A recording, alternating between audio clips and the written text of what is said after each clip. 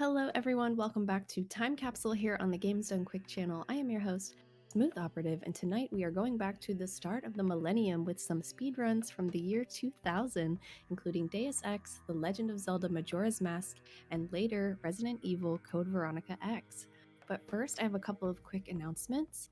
The Corona Relief Done Quick CRDQ will begin next week on April 17th until the 19th. Relief, a humanitarian aid organization with a mission to improve the health and lives of people affected by poverty or emergencies. And I know we are all going through a lot of that right now. So please tune in for that. And all donations will go directly towards that charity. So thank you for even listening to me talk about that. That'll be next week. SGDQ game and volunteer submissions have been moved to April 29th through May 9th. So if you have already submitted a game to SGDQ, please be sure to retrieve your submissions so that you will be able to resubmit your games on the 29th. Everybody will have to do this if you submitted something, so please keep that in mind.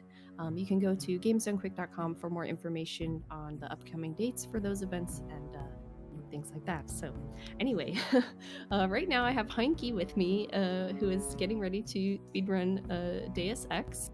Any percent? Heinke, are you here? No, I guess not. No, I'm here, of course. Hi. Heinke is here, of course. I mean, at this time, I would be in bed because it's 2 in the morning in Germany, but that's fine. Yeah, Heinke had to stay up pretty late for this, so let's give Heinke a hand for that. Thank you.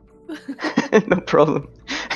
Heinke for the win. And anytime you're ready to start, I can start the timer. Yeah, sure. I just need to do a bit of a setup for the start. But yeah, as introduced, I'm Hanky. I'm going to showcase Deus Ex for you guys today. And if you played the game casually and you're going to see the speedrun for the first time, don't be surprised, and you will probably be shocked how quick you will do certain levels. So yeah, just keep that in mind. And the first tricks are going to happen in the first 50 seconds. So if you're going to be completely lost or completely confused, don't worry about it. I will explain it one by one, because there will be a couple of scenes where we will do 5 to 6 glitches in a row just to skip a level in 10 seconds. And if you don't know what's happening, then you will be just confused. Why am I throwing a grenade into a corner while jumping up into the sky and talking with a guy at the same time? Stuff like this. So don't worry about it. All right. Okay, we won't. All right. Then I would say let's get starting. So 3, 2, 1, go. Heads up, JC. Your brother Paul is on his way. Okay. All right. So here at the start, there's the first glitch. I'm jumping on the railing while doing a safe load mechanic. And because of that, I start to be staying on the railing. It saves a second. It's not a big deal, but it's still cool. This is the second glitch already, which is called the glitchy save, but don't worry too much about it. We will keep that in mind for later. So right now we're on Liberty Island. We're supposed to find terrorists, but I don't feel like doing it. It's too late. I want to go to bed, so I'm taking this gas grenade, and I'm going to my own headquarters. If you want to make a covert approach, And while I'm going to my own headquarters, yeah, I'm just going to throw the gas grenade into the corner. behind cover. Or if you have to get your hands dirty, And if everything worked is a correctly, lethal takedown. we'll just wait a bit. Knock, knock. Okay. Well, the guard wasn't too kind, so I have to do it again. But yeah, so we're just throwing this gas grenade into the corner to get a helpful guard open the door from the inside for us. Huh? Come on. That doesn't want. Yeah, this can take a couple of tries. But what I'm trying to do is, normally, as I mentioned before, you want to do a quest here where you have to rescue Liberty Island from the terrorists. But because I don't want to do that and I want to go fast, I'm going to throw a gas grenade into the corner while trying to manipulate an AI to open the door from the inside. And that way we can go into the headquarters without doing any of the missions. So let's try it a couple of times.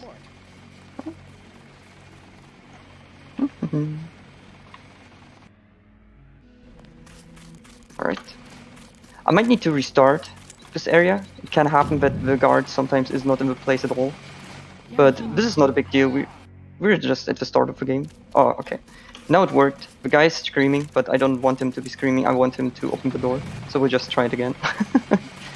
He's It can trying happen. to respect the 6 feet. Yeah.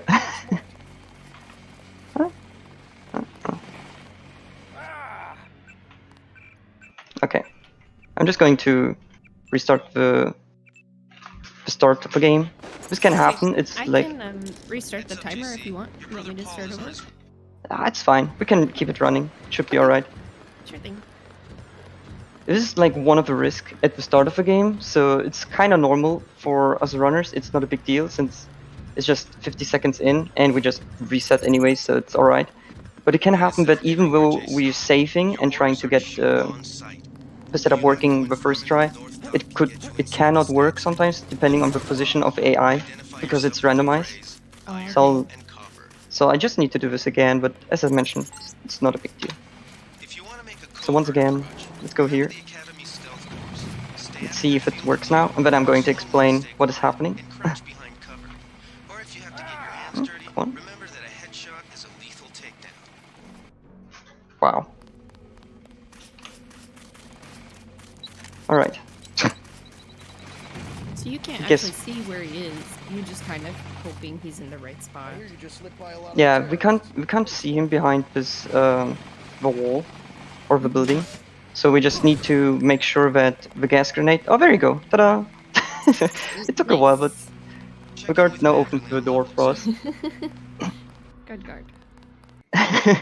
So how this or what is happening is basically the guard is opening the door from the inside, and the AI has the ability to open every door which exists in the game.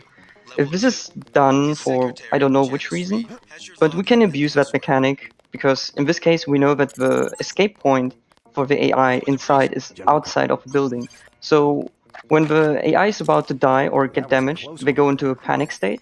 And during the panic state, they go to the next waypoint, which is in this case outside. So they run outside of the door and open the door for us. So that way we don't have to do the mission at all, don't have to kill any terrorists or capture them, and we can just walk into the headquarters without doing our mission. So now we have just to do some obligatory speeches. Now we need to talk with our boss. Okay. While I was talking with our boss, I threw a knife at him to skip the conversation, so don't worry. Don't actually do this to any of your bosses, please. Yeah. Don't do that at home, yeah. Just do it in the game. This is So- the game. How it works is, while the conversation is starting, the AI is kind of invulnerable. They can't die, but they can be interrupted if they get damaged. And the game just flags them as, okay, you completed the task or the conversation. So you don't need to worry about it and just do it this way, skip the conversation, and then keep going. So at this point, also AI manipulation, the guard literally heaved the knife, but while turning around, he didn't see us. So best guard ever. Would hire as well, 11 out of 10. But in any case, whoops. Okay, we're going for a swim, I guess. But right now we're done with this, and we're just going to go to the next mission. So normally at this point, all the terrorists would be gone, since we captured them or taken care of them. But because we sequence break the game is like keeping them spawned and just lets them run around. So normally this shouldn't be the case, but as we're speedrunners, we can just do this. We can do it. Yeah. Take the boat. So here we try to run as fast as possible because Anna is running behind us and she wants to talk with us, but I don't want to talk with her because it loses us time. So I just run away from her and don't take her mission at all. Also, this is becoming now GoldenEye. We're looking at the floor because I like the floor. No, I don't really like it, but the reason for this is a little bit of AI manipulation. The AI is not seeing you if you're looking at the floor, so it's like literally what you do as a kid. If you're holding your hands in front of your eyes, nobody can see you. And it's literally what happens with AI here. Next trick is coming up. Our brother wants to talk with us, so I throw a knife at him to stop the conversation once again. So we're very friendly. Anytime someone says we need to talk, just Yeah. Yeah. run away. It's literally that. And now we're just going to use the cap gun. Here I go into corner. Oh, it didn't work. Oh well, then I just go run around. This guard, I tried to manipulate him to go to the other side, but that did not work. He actually broke the thing for me. Okay. Okay, this is fine. Got some negative health, but that is fine. And we're just going to go into this corner, and boom! Oh no, I died. But wait, I'm alive. Hold on. And I have items. Hold on. And where's my corpse? What is going on? Okay, so first of all, we loot our own corpse. Then we're smoking. Smoking kills, so don't smoke. Then we go back, and suddenly we have items again. We go back, and we loot ourselves. So this is a glitch called body duplication, or corpse duplication, and it allows us to get all the items we want from the start by just duping our own body and just looting ourselves. So That is quite the strat. Oh my goodness. And oops, I used my biocell. That's not what I want to do. So, and the next trick coming up is duping. So I throw. If you look at my biocells, I had 2 biocells, and now I have 8 biocells, and now I have 14. And the same with the candy. Suddenly I have 7 candy. Also, the AI is not seeing us. So, as I said, bear in mind there are a lot of tricks happening after each other. So if you're completely confused of what's going on, don't worry. So let's start from the beginning where we are at the fence. So after we duplicated our corpse, we're literally just jumping over the fence by using a so-called grenade jump. This works by abusing the physics when the grenade is bouncing off from the ground and jumping at the correct timing to get the physics applied to our character controller. After that, we are doing the so-called duping by, or here you can see it again, by literally throwing an item and picking it up very quickly while it's in midair. So normally in other games it's more common to immediately destroy the item once you throw it away. But in Deus Ex it stays there for 3 to 4 frames, and during those 3 to 4 frames you can pick it up multiple times. So if you use a mouse wheel you can pick it up 5 times while there's only 1 item. And thanks to that we can just duplicate all the beginner items. So like here I have 12 medkits. I want some more. Boom, now I have 15. I have 14 biocells, now I have 20. Like, it's very good. Also, we have candy bar, so we're taking care of hunger forever by eating just candy for the rest of our life. Candy. Yeah, all the candy. Little fun fact to the Deus Ex series in this case. For some reason, candy is the best thing you can have. In Human Revolution, you need a lot of candy to refill your batteries, and we abuse that in the run as well by just getting all the candy from the start. And in Deus Ex, we use it to go into the Dead Man Walking state. Right, now that I mentioned the Dead Man Walking state, I didn't explain it. Also, speed! We're going fast now. So the Dead Man Walking state is, if you look at the torso in the top left, you can see that there is no health shown. If I go into the health container, I have minus 228 health. And like, hold on, this is not supposed to be possible, right?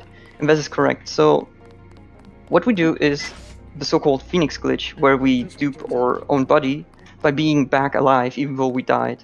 And this is working by just quick saving and quick loading once we're dead.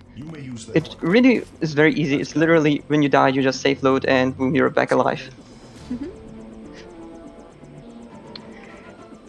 And the reason we use the Dead Man Walking is basically that when the AI is seeing us, they would normally attack us. However, the developers made a good condition in the game, which is basically checking if we have more than 0 health. Only then they will charge at you, because you can see when we die, the camera rotates around us. And they don't want us to, or they don't want the enemy to still follow us. Which makes sense in this regard. So what they do is basically check if we have more than 0 health. In this case, we don't, and so the AI is ignoring us. So what they didn't know is, because of the Phoenix glitch, we have negative health, and when we eat candy, we heal ourselves. So the AI is thinking that we are dead even though we're back alive, just we couldn't fully heal ourselves here. So now I'm eating the candy, and now the AI is not seeing us. So I can stand in front like, hello, and they think we're dead. Next coming up is going to be a grenade clip. There you go, first try. That's very pleasing. I'm very pleased with this. Nice. Nice. These sewage tunnels look like they come out somewhere by the airfield. So good. And so how the grenade clip works is, if you think of a 2D platformer, when you're jumping on a moving platform, you normally move with a platform as well from a 2D game. So this is how it works here too. We're standing on a rotating object, and while we're standing on the rotating object, we are we are rotating our body as well. And because of that, we can rotate through the door. And rotating through the door allows us to clip through the door without doing the mission. This is very necessary, because when you go out of bounds in this game, you die. So there's no chance to survive, and everything gets destroyed in the game. The developers made this on purpose. Oh wow. This is fine. I didn't expect the... What's so dark? Where's my other grenade? Ah, there. Yeah, I didn't expect the lamp to fly back at me, but it's okay. It's not too far. So the developers made sure that every item which is out of bounds gets destroyed, so that you don't have so-called corpses in the game, which is like slowing the game down, which makes a lot of sense. So shoutouts to the developers for thinking about that. But it also makes enemies or people which are supposed to be not killable. So if you really want to kill an NPC which is not supposed to die at all in the game, you can make it. You can do this by pushing them out of bounds with a box. It's a pretty funny thing to do. Also here again we do the Phoenix glitch because I died since we have negative health, and this is pretty bad. Also I need my right arm, so I'm just healing myself. Not gonna make the same mistake like some time ago. Also, now we're doing the super jump. Whee! So what is happening is basically when you go into the menu, there is a script which is applying the, or a bug basically, which is applying the augmentation again, and so we can stack our augmentation, which allows us to basically jump 3 times as high as normally. And you can do it with every augmentation, which is very good. Also, we were just now out of bounds, so as I said, don't worry, I'll explain it one by one. We were out of bounds, and to get in bounds, we can go into the corner where I just ran into, and we get inside the airport. And once we're inside the airport, we need to kill Anna, or not kill Anna, but like kill one of the representatives for the mission.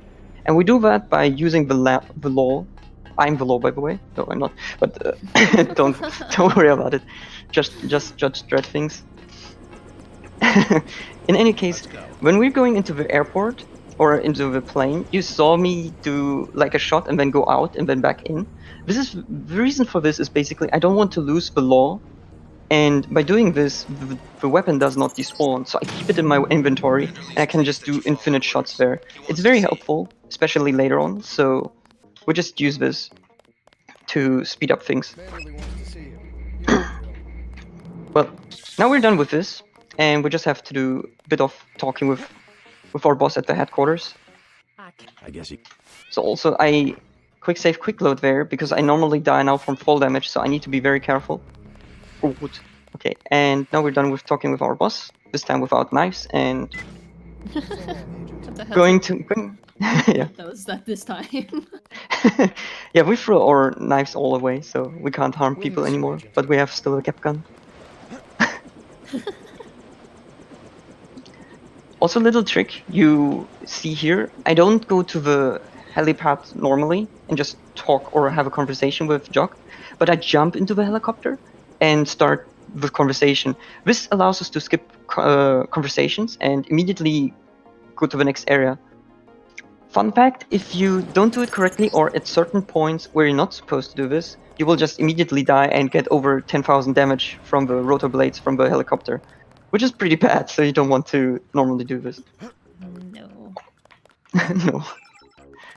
Also, here's another geometry glitch where we jump through a gate, which we normally have to open through a mission. So once again, we're just sequence breaking ourselves through the game. And now we're just going to go to an area where we're supposed to get once we take the mission. Also, once again, we do the law shot, go back and forth, keep our weapon. And the reason we do this is to basically destroy all the doors and windows in this area, which allows us later on to run away quickly. Also, super hacking, Napoleon Revolution. Bam. Okay. And now all our friends become our enemies. So we just leave. Bye bye. We have movement here, sir. So the thing about this mission is the quest giver is basically at the same place, and now we finish the quest without taking it. So the flag for finishing the quest is now set.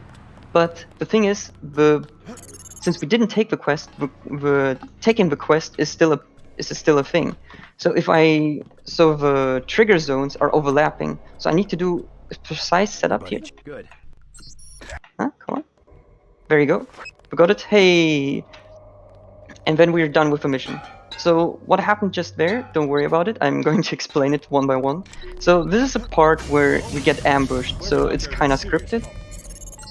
And we need to basically die. If we don't die in this room, then Paul will die for us. And we don't want that to happen. We want him to be alive. For no reason actually, but still, we want to keep him alive.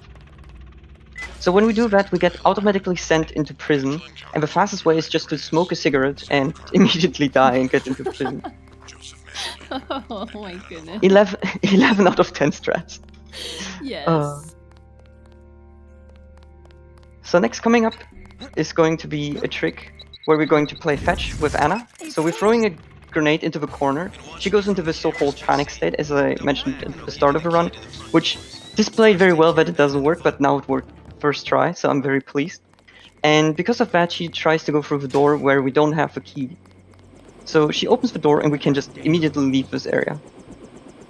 Okay, and bye-bye. We did a prison break, we rescued our brother, and we didn't lose any of our items. Also, remember the glitchy save I mentioned at the start? So normally when you go into the prison, you lose all your items because you have to do a certain breakout scene and play stealthily. But if you use the glitchy save, it stops the script from removing your items, and so you keep all your items. And because of that, we can just continue the run as if nothing happens. It's a very cool trick. Also, once again, we're doing a grenade clip to just go through a door, so don't mind this. And now we're in my favorite part, which is Hong Kong. I love the music. Used to drop Paul off in a small compound east of the market. You could start there. So just some duping while running, and all the keypads we're hacking. So in case you're wondering, the keypads are all set. So all passwords you learn from the game are always the same. So they're not variable or something you need to figure out. They're always the same. So once you memorize all of them, it's not a big deal, and you can just go through this fastly. Also, once again, just shooting ourselves into tiny bits because we can fall faster through the floor to speed up stuff. Also, he has a gap gun, so I'm stealing his gap gun. And now we're going through the secret laboratory. Also, 55655, best code ever. And now we're in the laboratory. So normally this is a very hard part in the old school run. Like before we figured out that we can do the dead man walking strat all the time, because these guards would just shoot you all the time, so you would just need to heal yourself up until you're through there. But because we're dead for the game, we can just literally pass the enemies and they just leave us. Oops. Okay. So once again, we're going to shoot ourselves to fall into tiny pieces. And now we're doing a and now we're doing a skill point glitch, so don't worry about it. Okay, that worked fine. So how this works is we basically save and immediately go into the menu where you can see the skill points. When we apply the skill points, save load and go back into the menu. And what happens is the game caches your old value before applying the new one. And because you go so fast into the menu, it uses the cached value instead of the actual value. And because it doesn't get updated, it thinks like, okay, you still have all the points from before and you didn't spend anything. So you can get all the points from the start and just get every skill you wanted. It's very cool, especially if you want to play through the start and just see how is the game going to be when you have all the skills on max level. It's very funny. Do you need them all to do the run? In this case, I only need called the swimming. Yeah, I only need swimming and rifle. But we're going to use the rifle skills later on. So for now it's not too important, but swimming is important. Actually, the most useful skill, useless skill in the game is the most important in the speedruns, kinda ironic. Because it allows us to just swim faster, there is no other benefit. And because we can swim faster, we just skip some areas faster and save like 10 seconds in total. Because there are 2 areas where we need to swim, like we're forced to. Those are precious seconds. Yeah, my precious. Alright, so here we go through Hidden Wall. And then we're going to talk with Tong. So he's the next quest giver to finish the Hong Kong area. And if you're saying like, hold on a minute, aren't you supposed to do a certain quest where you get the dragon tooth, find a gang leader and then leave this area? Oh wow. And I would say yes, this is what you normally have to do. But we're going to completely skip it. And what we're going to do is we're immediately talking with Tong, and then we're just leaving this area. So this was a thing in the speedrun which we couldn't do for a very long time. So we literally had to do it the normal mission, which was already very quick. So we stole the dragon tooth when we went to the rebel leader, or the gang leader, and then we just went to Tong and that's it. But a year ago or 2 years ago, we figured out how to sequence break this part. By basically going into this area through the double grenade glitch, we can go to Tong immediately. The problem though was that when you want to talk with Tong, he despawns. So there was no possibility to talk with him. However, we figured out where the trigger for him is to despawn and what the condition for him is to despawn. So normally his condition is like, if his render time is over 4 seconds, and you go through the trigger, despawn. So we figured out you can put the render time back to 0 if you see him. So what we're doing there is we're going out of bounds, seeing him, putting the render time to 0, and then we have 4 seconds to sprint to him and start the conversation. And because we start the conversation, he's not despawning and gives us the end level trigger. I agree. A bit complex, and if you're having questions, that's completely fine. I'm going to ask you next week in your exam, right? Yeah. There's a quiz next week, so I guess I better start studying. Learn all the 100 glitches we have in this game. Go.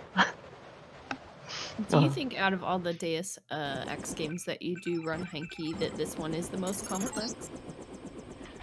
Yes, I would say so. Like, I would say the easiest to run is probably Mankind Divided. Since it's like literally you see what you have to do in the speedrun and you just copy it. There's no really stressful tricks or hard tricks. Only later on, but even if you don't do them, you only save around 10 seconds. So it's very easy to do. Human Revolution is more complex. It's one of those games easy to learn but hard to master, I would say. Because there are a lot of smaller tricks which can make you lose time if you don't do them correctly, and getting a good time requires you to do everything perfectly, like obviously in any speed game. But Deus Ex has so many glitches and so many tricks which you need to do in sequence, so it will take you a while to first of all master all the glitches and find your own setups, because not every runner does every setup like I do, for example.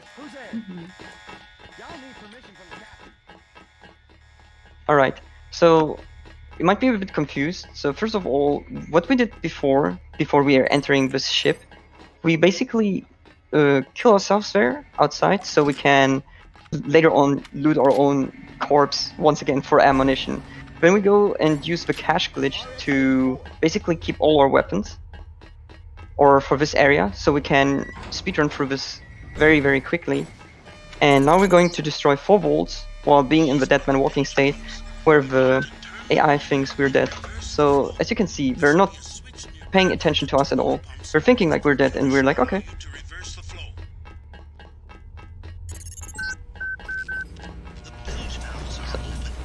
Hello, sir. Bye, sir. So once again, we're going to use the law. This is the first reason why we're duping our buddy in the first place. Hello? Okay, there you go. And we're shooting into this corner, and then we're leaving. Alright. So, the goal of this mission is basically to sink the ship, and we're going to do that by shooting at 4 specific vaults, where we know the location, so we're just doing a certain alignment, shoot a rocket here and there, and... Oh no, the ship is sinking. Quick, run.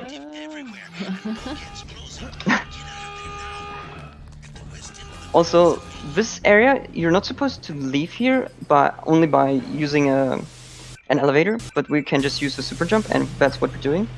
Also, we need to jump through my biggest fan again. I always won. Yeah, the joke is so bad, but I couldn't resist. Sorry, I'm not sorry.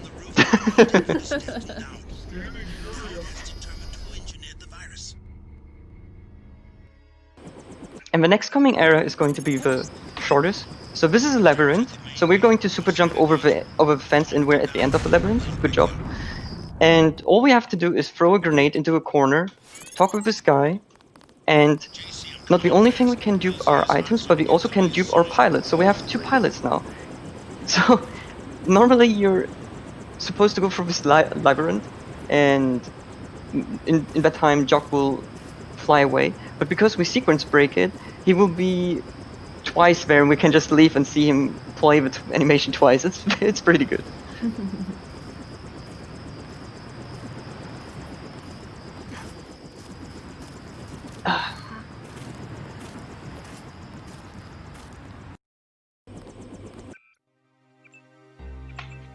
Alright, so here we're going to use our skill points to learn mastery in shooting.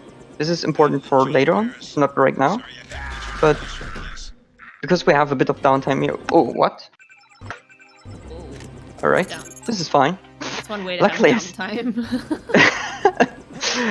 Luckily I saved, but this is weird. Normally we use the super jump so we don't get any fall damage. Okay.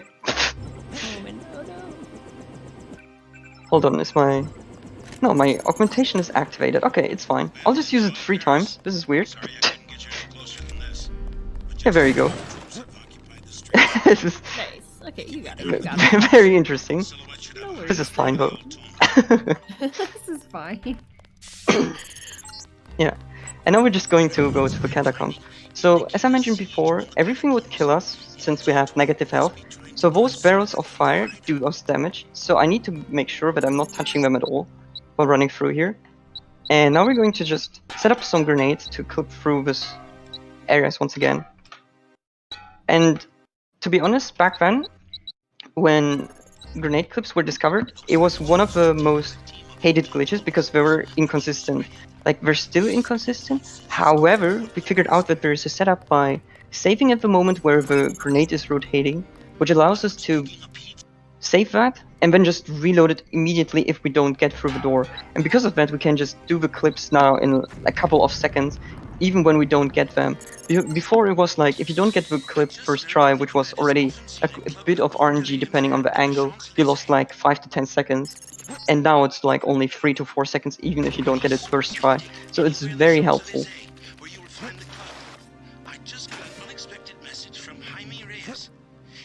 Also, I hope you guys are enjoying clubbing, because we're going to go to Paris now and we're going to club.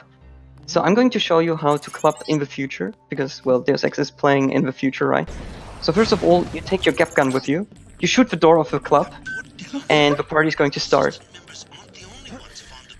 So, as you can see right now, nothing's happening, so everyone is just chilling, enjoying the drinks. But for some reason, a couple of seconds later, everyone is going to panic. Or not. Oh, okay. They're not panicking, so this is fine. It's always the best. You want to showcase that they're all panicking and start running away, but they don't do that. They're so calm. They're like, what are you talking about? We're fine. Like, what's wrong with you? Yeah, this is fine. Just an explosion. Nothing new.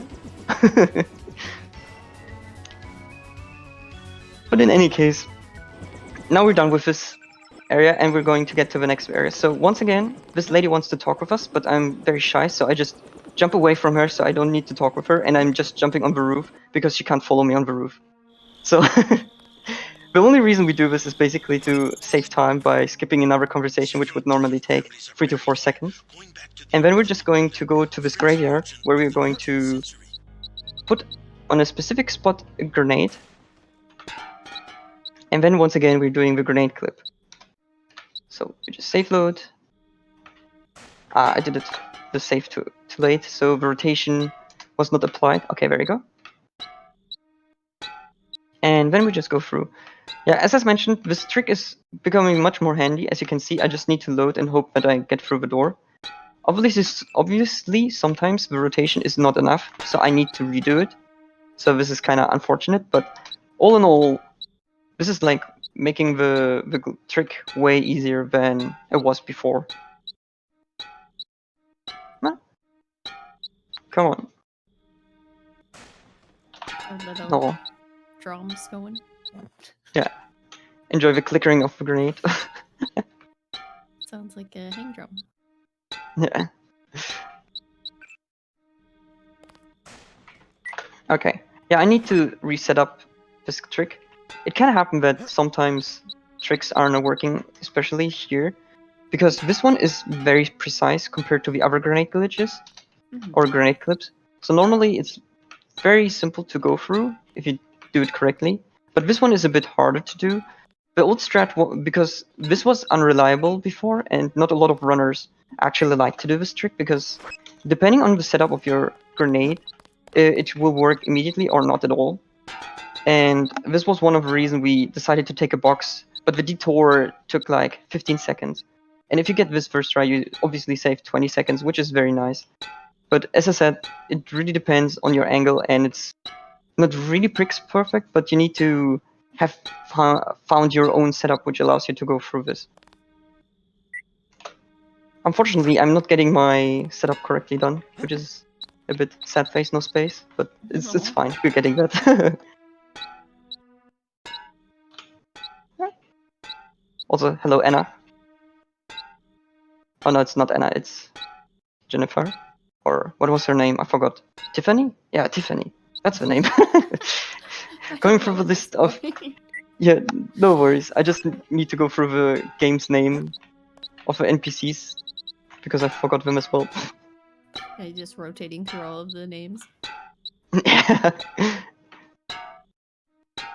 Oh, come on. Clip, please.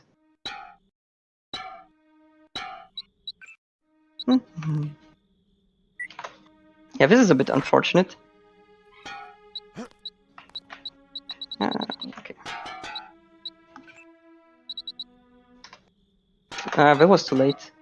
I saved in the moment where the grenade stopped rotating. Hey, there you go, finally. Oh, that was a bit very, very unfortunate.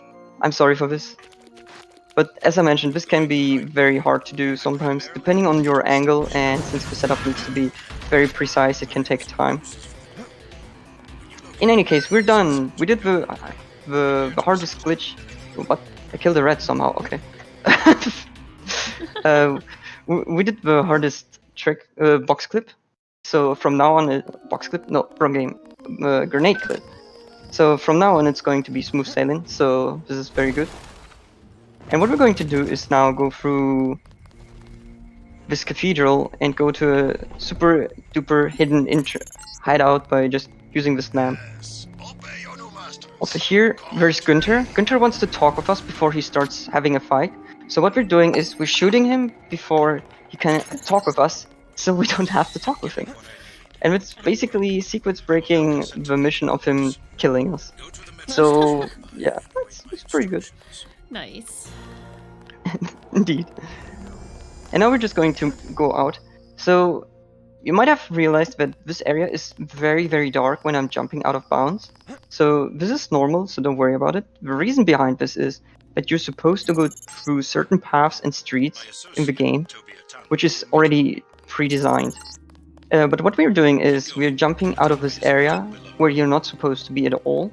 And because of that, they never needed to do any lightning or any other effects, which is why you can't see anything.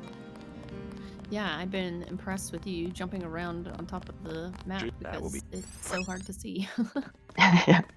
It's just muscle memory. Once you know where roughly the roof is, you just say, like, okay, I just need to jump here. Yeah. Also, this is one of the showcases where I said, like, if you go out of bounds, you immediately die. We need to do another door clip here. And the moment you rotate out of bounds, you just die. So, okay, we got it. And this is the moment where you can rescue Jock by literally killing the engineer, but we're not going to do it. I would normally do it, but I lost so much time by redoing the start, so I'm just going to continue. So it's fine. Alright.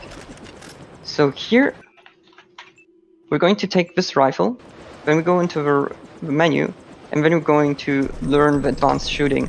And also now, I just want to randomly shoot at this hill, because, I don't know, I don't like this hill. So, Chris, shoot a bit, pew pew pew.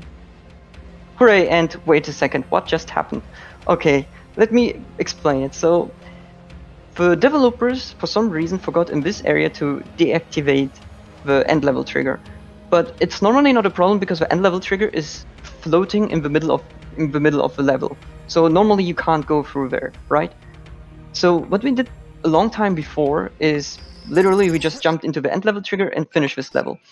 But then we figured out that projectiles allows you to hit the trigger as well. So what we're doing is we literally skill our rifle, shoot at the hill, get the projectile to activate the end level trigger, and then just skip the entire level but without doing anything.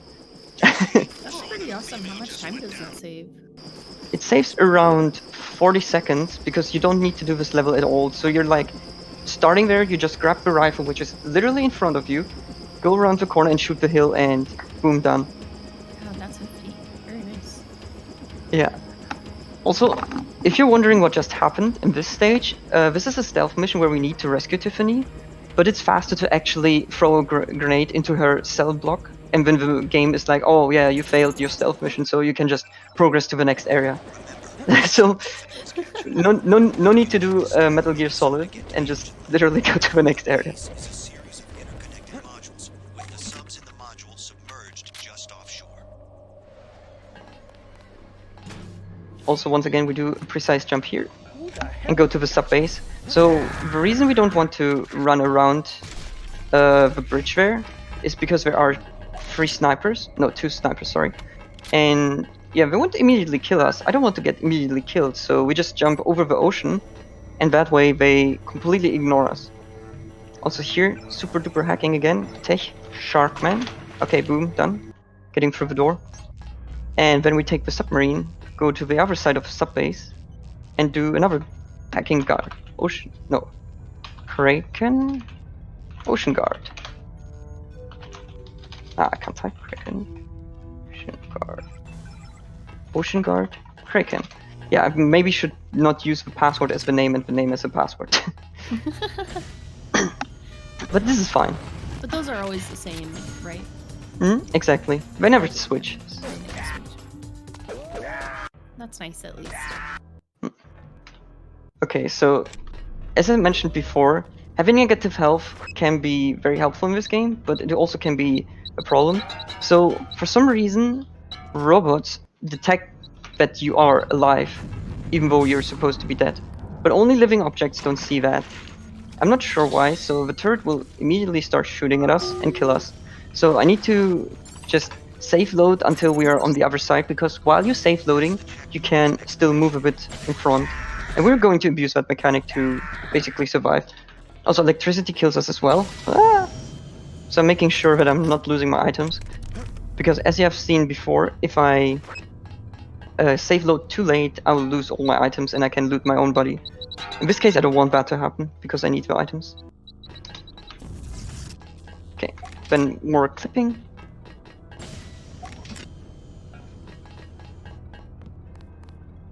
And then going through the sub-base. Yeah. I thought this will happen, that's why I did a safety save. Okay, there you go.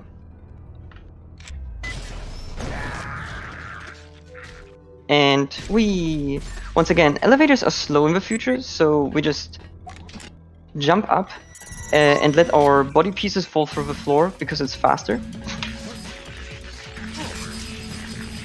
Oops.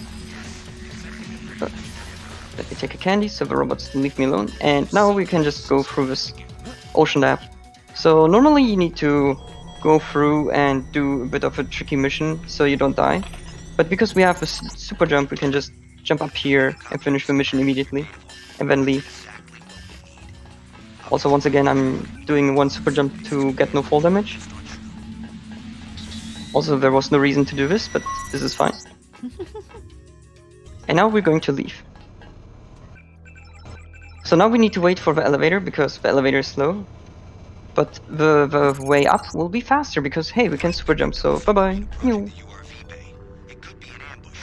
And also the super jump is a very simple glitch. So literally all you have to do is activate your augmentation, go into the settings, go into the menu, go out, and then you have it applied. And once again, swimming, because swimming is fast in this area.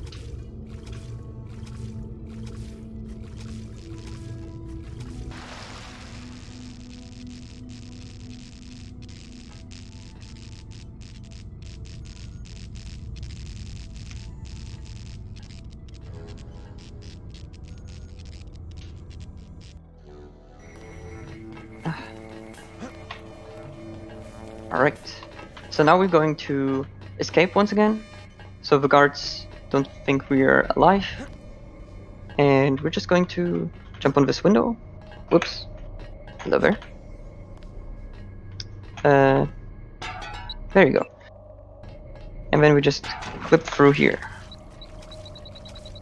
There you go. And swim, swim, swim to the next location.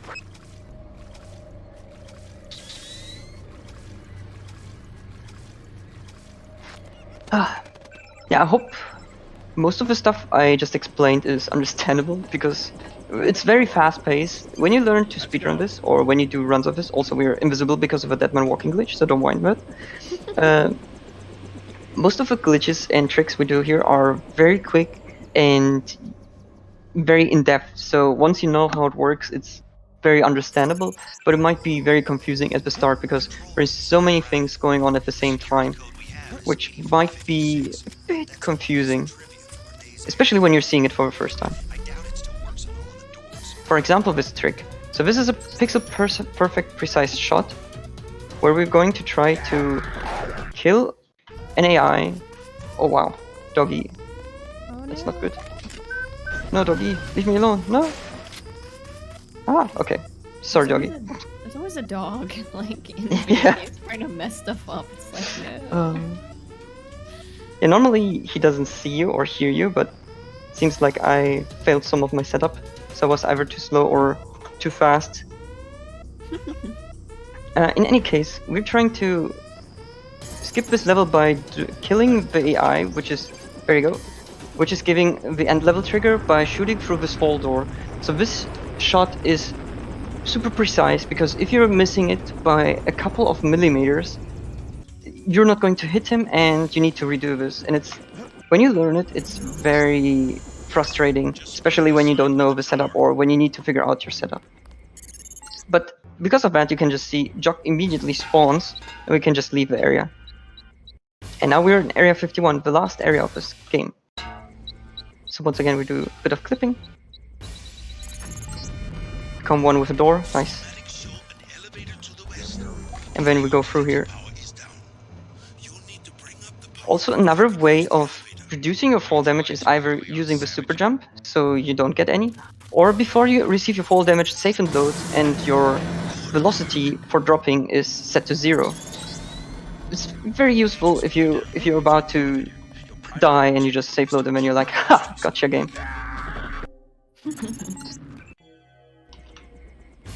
Oh no. Oh wow. I got killed by the electricity at the end. Oh well.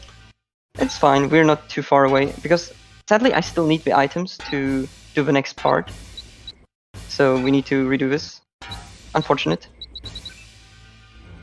But it's fine, it's not too far away from where we left on. Just need to get the clip.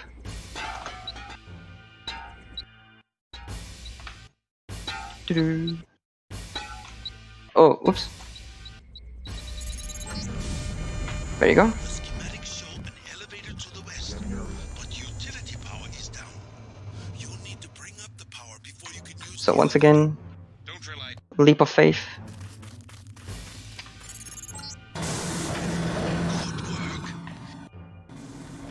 And this time I won't forget it. Safety save, hooray! Your primary objective is to kill Paige, JC. So yeah, this is... Well, really? Paige is further Yeah, down. okay. Luckily I did this. This electricity is RNG, so you really need to be lucky to either get hit or not get hit at all. So like this. Come back to the And normally cafeteria you're station. fast enough to I can get just you quick save and quick load. But as you're dropping quickly to the ground, this can happen where you just die and lose all your items. And as I need to do a couple of more tricks or more right, JC. And you need all flips, that. I need that. I need my stuff. So and now we wait. So this is the best part to demonstrate the dead man walking glitch. So these guys normally would attack us and shoot us, but because we're dead, we're thinking we're not here. So Barely a scratch. alright, bye bye. Best cards ever, would hire as well. And now we're almost at the final part. So all we need to do now is go through this area and press a button, and we have an ending. So also, once again, the highest security code in a secret lab is 2001. I would do that too. Also, this guy wants to talk with us, so I shoot him. So I'm sorry. And also, you're supposed to do you're supposed to do a mission here before, so that the case opens. But we can just clip through here and press the button. And this is time. Sorry, this was a bit out of nowhere, but It's time. alright. Yeah. So normally at this mission you can decide what kind of ending you want for Deus Ex. So you need to do a couple of pre-talks and convince people and etc. Blah blah blah. But because we can just go through the case, we can just press the button without doing the mission, and once again just finish it. So now it's a nightclub party. Woo! All the lightning. The lightning was just trying to have a moment because Yeah. the nightclub didn't panic. Also, this is the best part, the face. It's just, I don't know.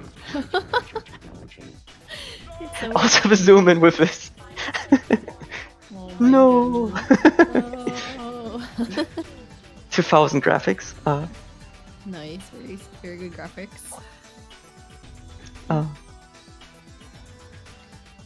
But yeah, that was the game. That was Deus Ex. So Thank you so much, Hanky, for running this for Time Capsule. I appreciate it. you're welcome. Sorry. I was gonna say, I imagine you're probably going to promptly pass out. I'm actually feeling better than I thought. I took a nap before, and it Okay. helped me out. The only problem is I have a meeting in 6 hours, so So I need to be awake for this. But it's going to be fine. It's not a problem. I mean, we're all working from home office right now That in is safety, true. so all I need to do is just put the laptop on, stay in my bed, and just listen to a conversation, I guess. no need to speed run for the meeting. So Yeah, no need to speedrun. No need to wear even pants, right? oh my god. Okay, well, Hanky, you better get out of here, mister. Thank you again so much for running Deus Ex for us. It was really fun. Up next, we have Claire Lindy running Majora's Mask, any percent. So stay tuned for that. And again, thank you to all of our wonderful subscribers for making this hotfix content possible. We appreciate it, and we will be back in just a moment.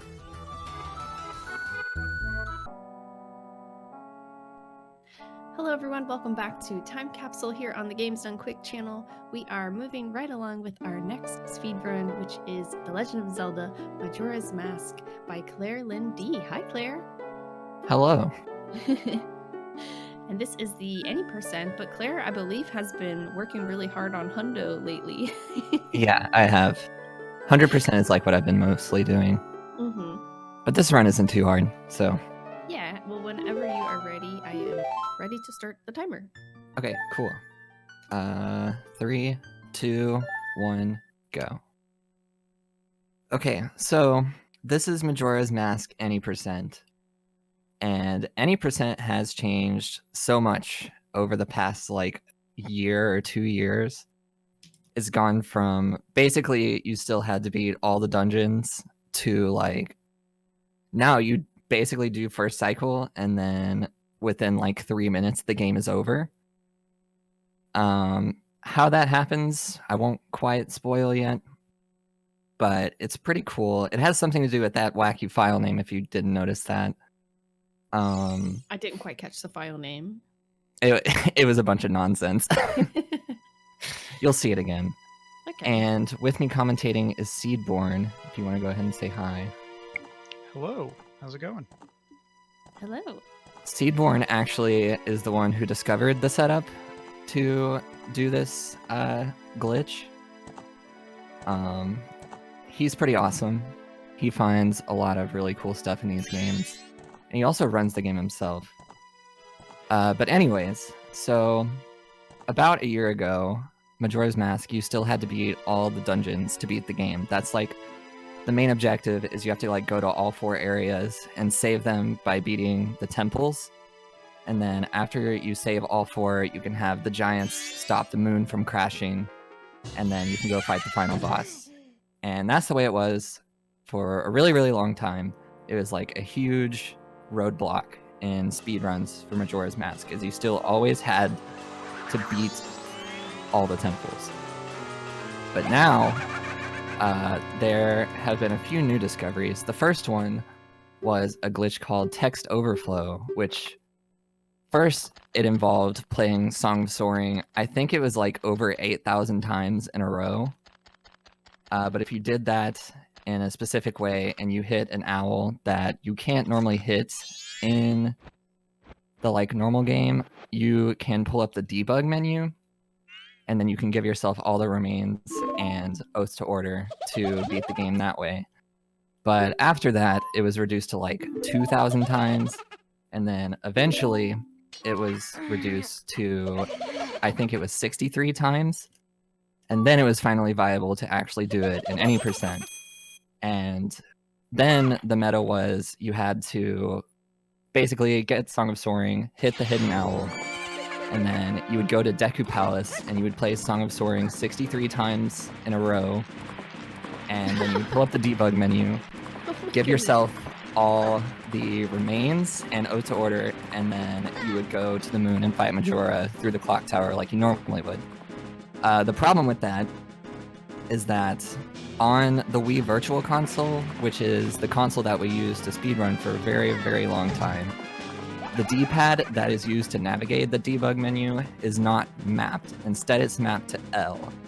So the only version of the game that you could really even do it on was the Wii U Virtual Console. And the Wii U Virtual Console is a big problem for Majora's Mask. Basically, it's really hard to walk in a straight line. And it's really hard to pause buffer, which is a trick to basically just let the game progress like 1 frame at a time.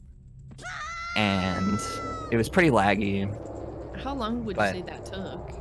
To that complete? run was about, I think it was like 50 minutes.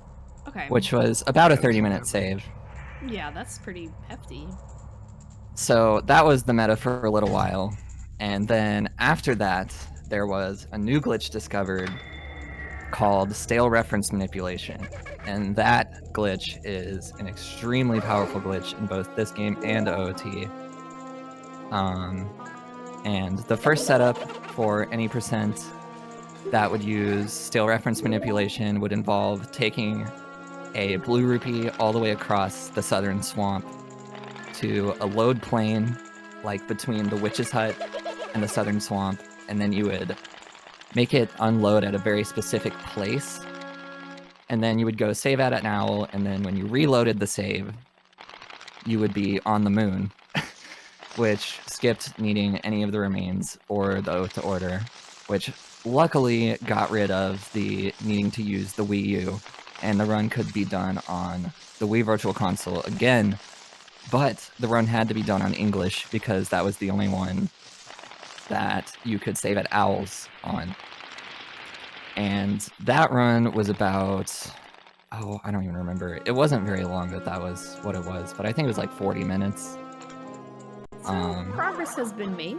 Yeah, progress has been made. And then another setup with stale reference manipulation was found in Deku Palace again. And that setup was very fast. A lot faster than moving the Blue Rupee all the way across Southern Swamp, mainly because you didn't have to go get Zora Mask, because Zora Mask has boomerangs and you can't move the Rupee without boomerangs. So that setup involved a super slide, which is a glitch that we'll actually do later. And you pick up a pot that is unloaded in another room, and it loads. It's like, Seedboard, can you like explain what exactly is going on there? Because that's a little complicated for me. Yeah, so what stale reference manipulation lets you do is write data places that it shouldn't be. So basically, the way that worked is you would overwrite the entrance that the Deku guard sends you to when you get caught and thrown out of the palace. You would write some unrelated data over that, and things were arranged in such a way that that data happened to line up with an entrance on the moon. Right. So that ended up being quite a bit faster than the owl save method of stale reference manipulation to get onto the moon. And that run was about 30 minutes long. So we're just cutting down tons of time off the run at this point. At this point, like, most of the run is first cycle, and only a little bit is actually like doing the run, so to speak.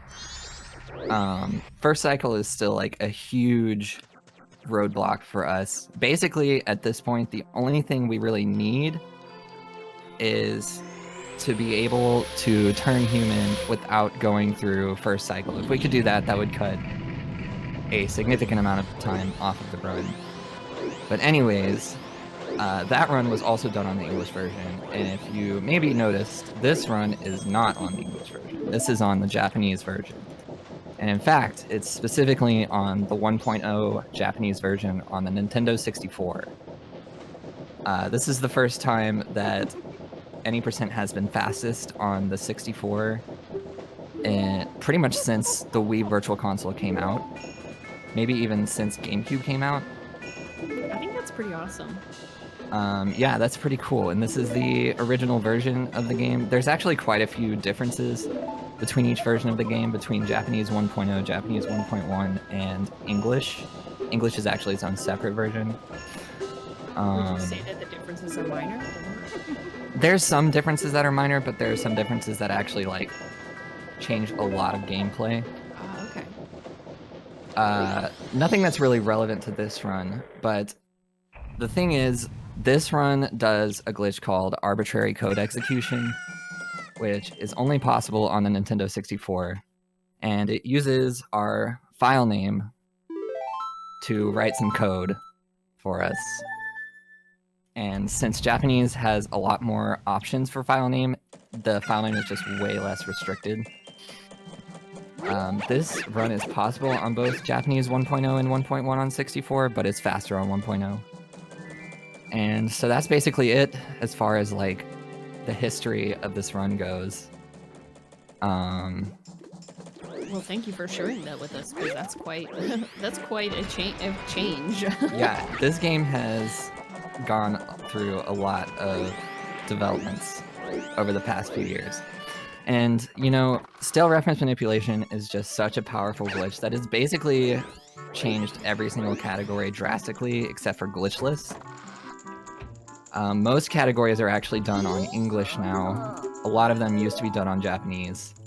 And the reason for that is there's a bunch of different reasons, but basically the biggest ones are that for some categories you want to get songs with stale reference manipulation, and the songs in the Japanese version are just too like high of a value for us to be able to get them out of a chest.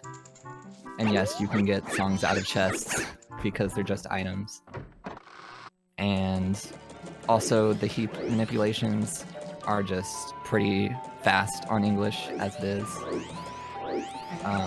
So now, if you've never played this game, basically we are stuck as Deku Link because Skull Kid did his thing. I'm not really 100% sure on like the whole lore anymore. It's been a long time.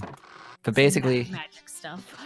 yeah, he did some magic stuff, was mean to Link, turned him into a Deku. And now we have to get our ocarina back. But Skull Kid has our ocarina. And we have to meet him on top of the clock tower on the midnight of the 3rd day. So right now, we're basically just trying to make it midnight of the 3rd day as fast as possible. But we're actually going to be doing a few other things in first cycle. Namely, we have to get magic. Magic is actually required to shoot Skull Kid out of the air with a Deku Bubble. It's the only reason we really need magic for this run. And So you can complete the run without magic?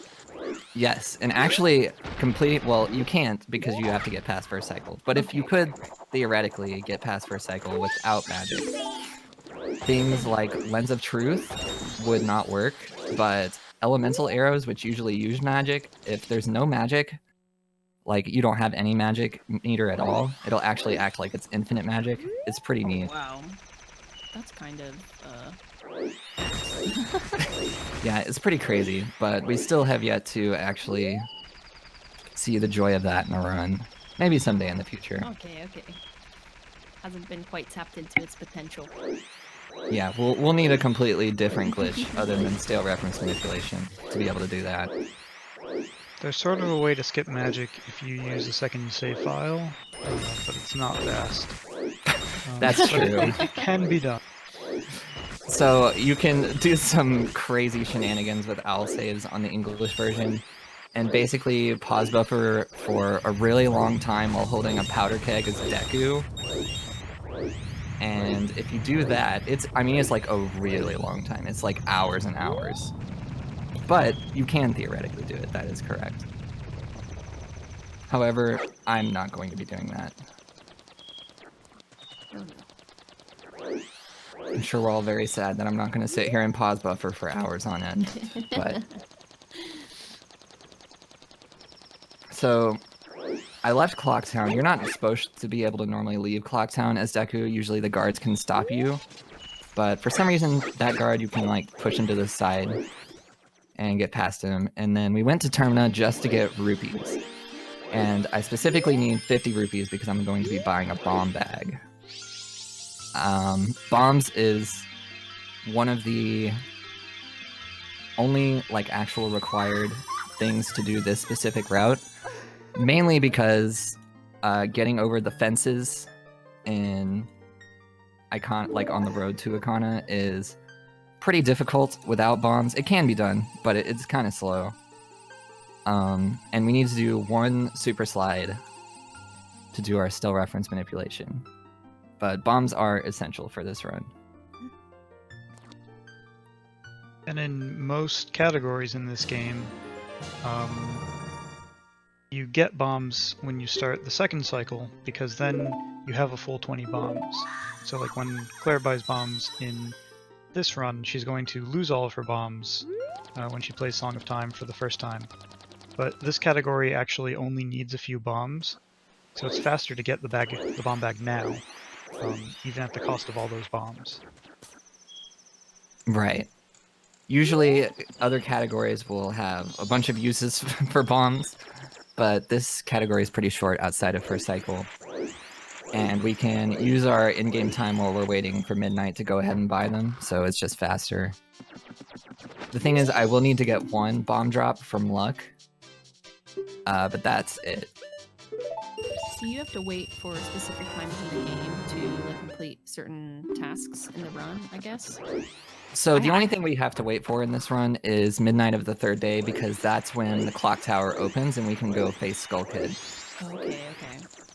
There are a lot of other in-game time-based things in this game. That's like its whole gimmick, kind of. Is there a risk for like being late, or You would only lose time. You still have like he'd still be there though? 6 in-game hours to get to the clock tower after midnight. But I mean, as you can see, we're still here way before, and we were doing a bunch of different stuff. Okay.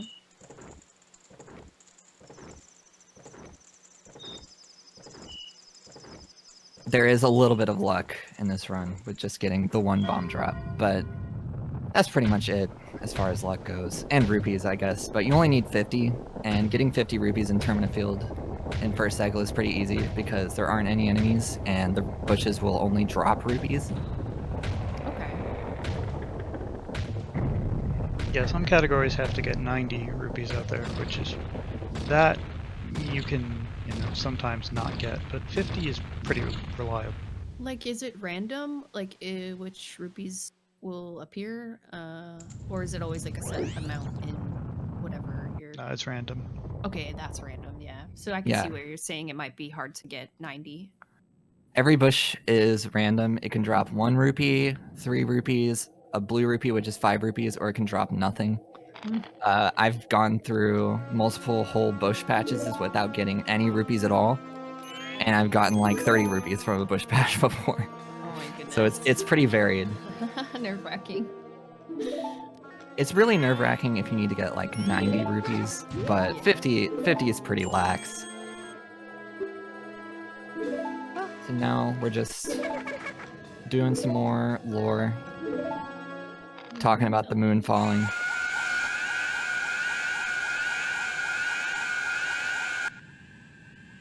And then we'll get our ocarina back, and we'll learn the Song of Time. Song of Time is actually very great in this run. It's a pretty good song for this run, I have to say. It's pretty useful.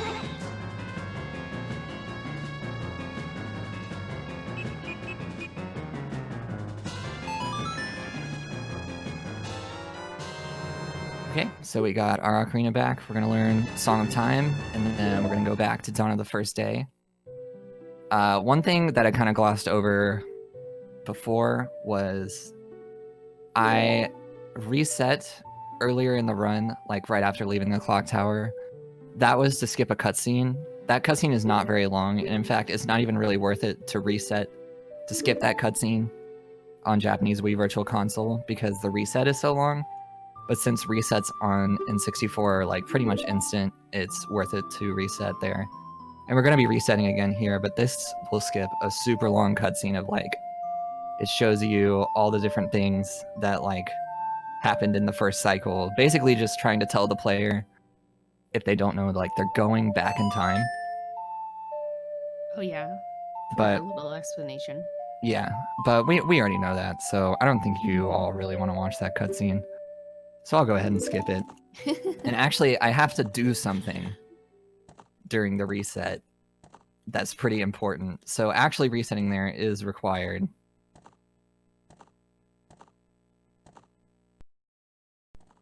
Hopefully your typing skills are in order. I practiced it. We'll see. We'll see if I can do it. Typing skills are an important part of this run.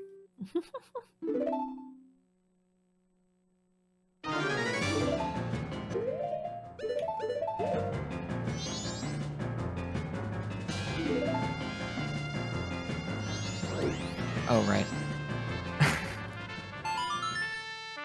So, on the Japanese version of the game, you like get that cutscene from pulling the ocarina, and then after the cutscene, it'll actually put the ocarina away, and you have to pull it again. On the English version, that's not true, and that's what I'm used to running on right now. So I kind of forgot about that. So now we're gonna go ahead and make a new file. You know, why not? Give it another really specific file name.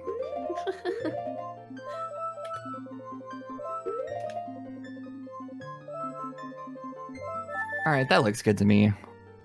I think that's a pretty good name. Yeah. Hopefully you guys like that file name, but we're gonna go ahead and go back to the other file. We already have some progress on that one. Okay, so now we're gonna do even more lore. We're gonna get even more explanation for everything going on in this world. gonna learn the Song of Healing, and that's gonna allow us to turn human again. This is what we would one day like to skip. But for now, we just need the Song of Healing to give ourselves our human form back. Uh-oh. Forgot how to play that song.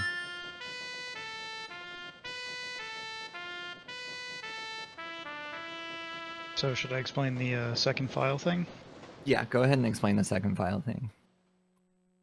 So, when a file is created or copied in this game, it gets written into memory, and it goes to a place that isn't really used for anything else during normal gameplay. So the name of that file that she just created is currently just sitting in the game's memory. And that is convenient because, as Claire mentioned earlier, we can use these file names to write game code that we're going to cause the game to execute later. So not only do we have the current file, the name of the current file that she's playing, but also that second file that she created has a different name, so it just doubles the amount of code that we have access to.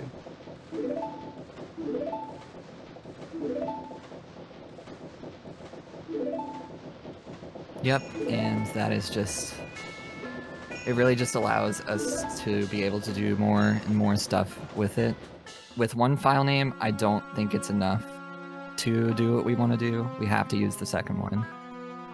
One file name was enough. The original setup for this was one file name, but it meant that there were a lot of requirements on how the setup was made.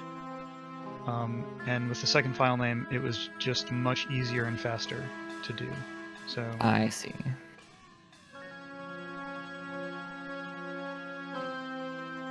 it is pretty crazy that we can complete any percent with, one file name worth of instructions. But why use one when you have access to two? It's the file low percent. Right.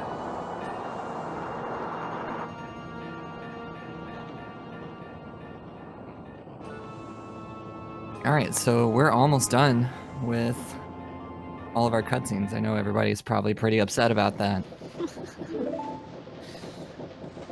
Only got a few more, probably about a minute and a half. Every run is like a movie night. I bet you have to watch a lot more in Hundo, though. Not percentage-wise. Yeah. There's definitely a lot more gameplay as far as 100% goes. But first cycle never changes, except for the bomb bag. The bomb bag is actually different. But I would be going through this sequence no matter what category I was doing. Okay, so I'm going to go ahead and equip Deku Mask and put it on, and we're going to get a cute little cutscene here showing that we're turning back into a Deku. Deku is actually a little bit faster than Link when it comes to regular movement, so we're going to be using him until we get our bombs. And my backwalk was a little curved there. A fun thing about 64 that's not true of VC is that usually on VC and even on N64 for OOT, there's a little bit of a dead zone, like in the cardinal directions. Not the case for MM, so if you're not holding perfect down, you're not going to do a backwalk. And if it's a little bit to the side, you're going to do what's called a curved backwalk, which is still not really moving backwards in a straight line. And now we're just going to be trying to get that luck bomb drop. Hopefully we get two, but if we get one, it's fine. Oh my god, I just got 3. That was legendary.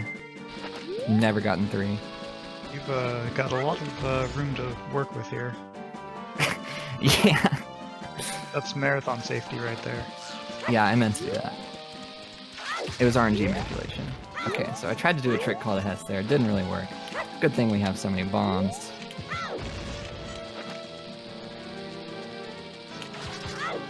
So now, oh, okay.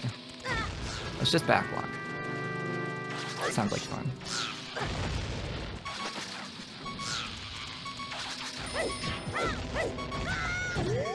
Cool. Alright, so that's one of our little hurdles. Got a little bit of low health, not a big deal. Hopefully these guys will drop a heart. If not, there is a... Oop.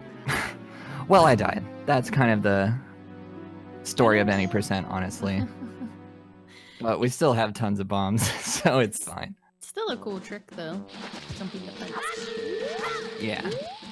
I mean, that skips like a lot, actually. And luckily you respawn, right here anyways, so... Is the timing pretty Not a tough huge deal. for these? Not super tough. The biggest problem is all these enemies that are moving around. Yeah. They kind of really cause a problem. Getting in the way. Yeah, the bomb chews can be very finicky to deal with.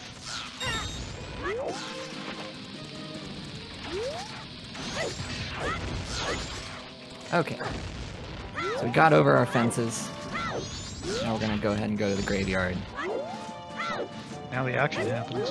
Now the action happens. And Seedborn, if you want to go ahead and take it away. Okay, so what she's going to be doing is doing a trick called a super slide, which you may have seen her do with a bomb earlier, where she is going to try and grab a bush as she rolls and a bomb explodes, and that will push her back while she's grabbing the bush. But during that, she's going to pass through a loading plane, so that bush that she is trying to grab is going to unload.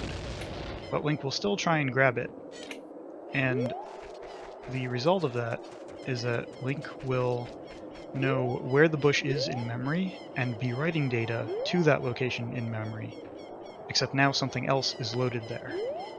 And because she's able to then reload this room, the thing that now is where that bush was is something completely different.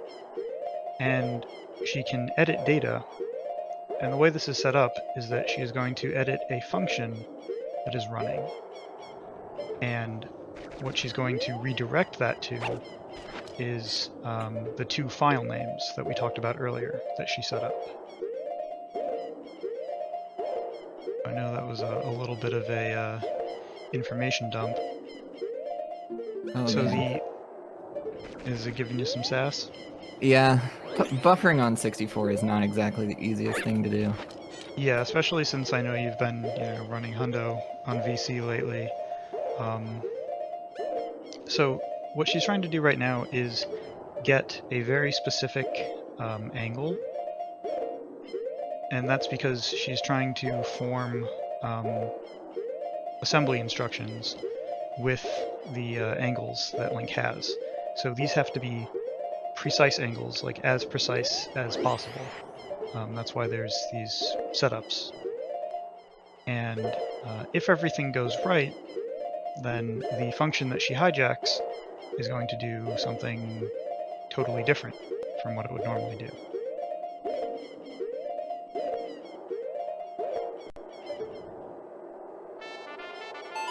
Alright, time is coming up.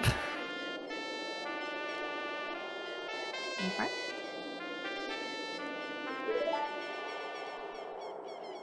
And time. Alright, cool. And that is how you beat Majora's Mask the normal way. Yeah, so the file name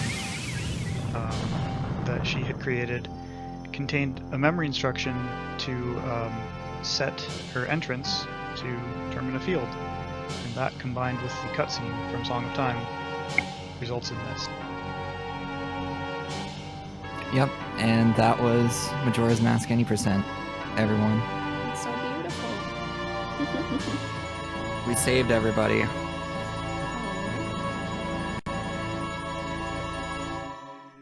Well, thank you so much, Claire, for running Majora's Mask and Seedborn for commentating. We are going to get set up for the next run coming up, which is Resident Evil Code Veronica X, which will be run by Roderps. And again, thank you so much to our lovely subscribers for making this hotfix content possible. Claire, do you have any last things you'd like to say to everyone, or? Yeah, just follow me on Twitch and Twitter, and follow Seedborn on Twitter. He's really cool. Also, thank you to all the glitch hunters that put so much work into these games. It's like crazy what they have been able to do. And yeah. Claire, you're going to be running more hundo, so maybe people can check that out as well. Right. My main category I'm working on right now is 100%, and I do that pretty much every day. So if you want to see more Majora's Mask, then yeah, be sure to stop by Claire's Twitch channel. But we will be back in a moment, and Resident Evil Code Veronica X. All right, see ya.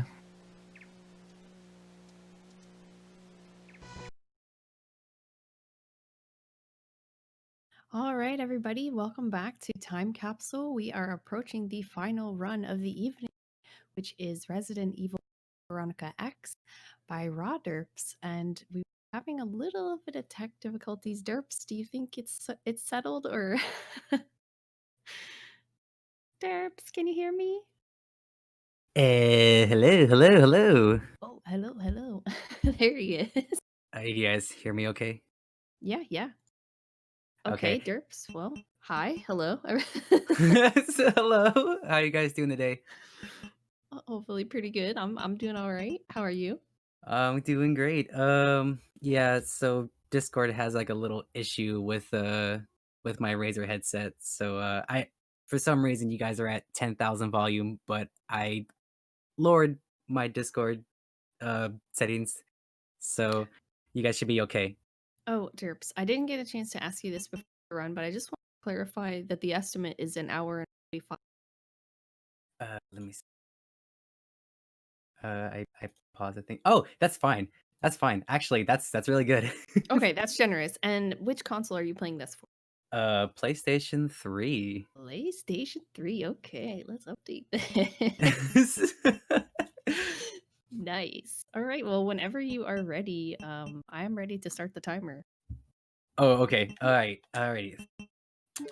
Ready in 3, 2, 1, go. Okay. Alrighty, right. So this is Resident Evil Code Veronica X 80% glitchless. And right off the bat, I'm gonna be doing some menuing. I'm gonna get rid of this plain manual because we are not doing the glitched run, which the run is centered around the plain manual. But I'll explain a little bit more about that later. So right now we are playing as Claire Redfield, and we are on Rockfort Island. So Claire got sent to prison. She there's some things that happened. There was some explosions and helicopters with miniguns on it, and yeah, it was a mess. It was a big mess. But now, right now, there's actually a cutscene that showed that the island getting kind of like attacked. So Rodrigo, the guy that captured us while we were in Paris looking for our brother, ooh, it's really bad. He's letting us go. He's like, the island's finished, and you're free to go. Can I just say shout outs to Claire because she cares so much about her brother? Like, honestly. Yeah. I believe this takes place about 3 months after Raccoon City blew up. Okay. Yeah, so she's been she's still looking. So this is still relatively close to, the whole Raccoon City incident. Oh, hello. Okay, bye. That zombie went to go hang out with whatever's under the house. Unfortunately, we are not gonna follow that zombie. We're just gonna leave it to its own device, and we got things to do. Oh, good dodges. That dodge is actually that weave is actually kind of tight. Because sometimes those zombies have different placements, or like whether or not the first zombie was forward quick or oh no, I'm messing my menuing up. That's not good. Okay, it's fine. The estimate's okay. I had a bit of a fumble. This is fine. So we have to dump all of our metallic items into that security box, because if we go through with metal on us, the doors will close, and we would have to go press a button to reset the system, and that takes a while. That's too much time. This is a speed run. We gotta be quick. Yeah, don't have time for those button presses. No. So that person that you just saw in that cutscene just a bit ago, that's Steve. You're gonna be seeing Steve a little bit here and there. I know Little everyone loves Steve. Steve. You know everyone loves Steve, but he aight. I mean, he aight. He aight. Oh, so we grabbed a gold eagle coin, and we need to actually take that with us. But unfortunately, it's made of metal, so we can't take it through the little security checkpoint. So we need to duplicate this. We need to dupe it. So we need to go and grab a specific plastic called the TG01. It's actually contained within a briefcase that actually fell out of a exploding truck in the beginning of the game. So we gotta go and get that. But we can't get it because it's surrounded in fire. So what do we use to put out fire? Extinguishers. Fire So we gotta... extinguisher. Yeah! And, prison break. they know I want the extinguisher. So they're guarding it. At least they're trying to guard it to the best of their abilities. Oh, nice touch. Oh! Yeah, it's kind of a hairy situation. Okay, we're fine. It's only when marathon happens when things kind of get a little haywire. But fortunately, we made it out of there okay. We actually grabbed another key. Oh, hello. So doggos are here. So that's actually what dragged the zombie into the house. Oh, now the they dogs. Yeah, Okay. now they want a piece of Claire. No, that's No. our second time the dogs are trying to disrupt the speedruns today. Yeah, the zombie doggos aren't too difficult to deal with in this game. But so we are back in the graveyard now. This area can be very rough because of zombie placement, and it's as it's showing right now. I think they're kind of in the way, and normally things like this don't happen, but you know, it's marathon, so things like this are gonna happen. Yeah, the graveyard's one of the scariest places I think in the game. Yeah, just because of the angles are so awkward. Yeah, if you're familiar with Resident Evil 3, this is the basement of the game. So like in Resident Evil 3, within like the first 2 minutes of the game, you normally see speedrunners resetting because they want a good basement, and its basement is very RNG. But this is on a whole nother level. This is actually spread across 6 minutes and 40 seconds. So a lot of things can go wrong. This is the biggest reset point in this speedrun. So we unlock this gate, and we're going to go ahead and examine the briefcase and pull out the TG01. So like I mentioned before, this is a very special plastic. They were actually the people on the island were actually going to make weapons out of this. So, well, fortunately, unfortunate and fortunate that the island kind of got attacked. So now they can't make these weapons. Yeah, it's not Paradise Island over here. No, it is not. Zombies. The zombies are back, and Claire's gonna have PTSD. Like, oh god, they're back. I thought I escaped you guys. You're back in my life again. And the zombies love Claire, though. I mean, who wouldn't love Claire? Who doesn't? Let's be real. Who doesn't love Claire? She's just a sweetheart. Yeah. Oh, she's awesome. So now we, with this metal, or plastic, excuse me, we now duped this little ego coin, and now we can make our way out of prison. That's all you need to escape. Yep. This little eagle coin, get out of the prison. Oh. Yeah, I messed up the positioning for those, but we only need our lighter and our knife. We're going to leave the handgun in the security box because we are not going to be using it throughout the entire run. Whoa! I got snatched. Yeah, sometimes these zombies are not nice. But fortunate thing about the zombies is there is two types of grabs. There's one grab that you just cannot escape from, which means you just forced to take damage no matter what. But there's also another grab where you can shake out of it. And but you have to be quick on the draw. You have to mash up and down so that way once you get grabbed, Claire can just push them off immediately and not take any damage. So that's actually one good thing about Code Veronica X, is that if you get grabbed by a zombie and if you get grabbed like the correct grab I mentioned before, you are able to not take damage, which is very nice. I feel like that's rare. That's rare in just speedrunning in general, huh? Yeah, like obviously, like in classic Resident Evil games, you're forced to take damage. The only Exactly. time that this mechanic was actually used was in Resident Evil 3. So I believe in RE3, if you get the first grab, you take that damage, but I believe 7 seconds after that, if you get grabbed at any point within those 7 seconds after the first grab, you can actually shake off zombies without taking damage. Oh, But that's then pretty cool. once that period's up though, you're back to taking that force damage. Yeah, but at least there's like that small window. Yeah. Any kind of small window like that. In a game like Resident Evil 3, yeah, Oh, with for zombies sure. everywhere, you're gonna need at least that kind of Yeah, little safety blanket. just a But little blanket. but in RE2 and RE1, it's no holds bar. It's Yeah, you get grabbed and it's like jump. yeah. So now we are in. Okay, we escaped the prison and now we're in the palace, and we need to do. We need to use Claire's amazing hacking skills in order to unlock a door.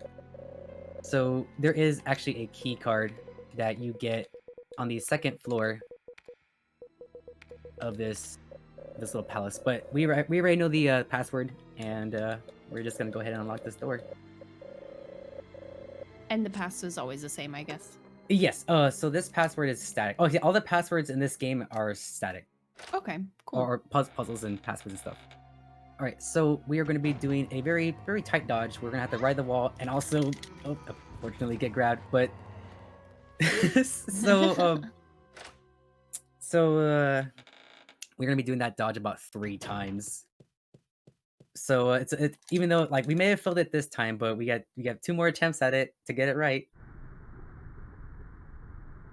So this is the trophy room. So Claire had to watch a video of 2 siblings pulling off wings of a dragonfly and feeding it to the ants. It's pretty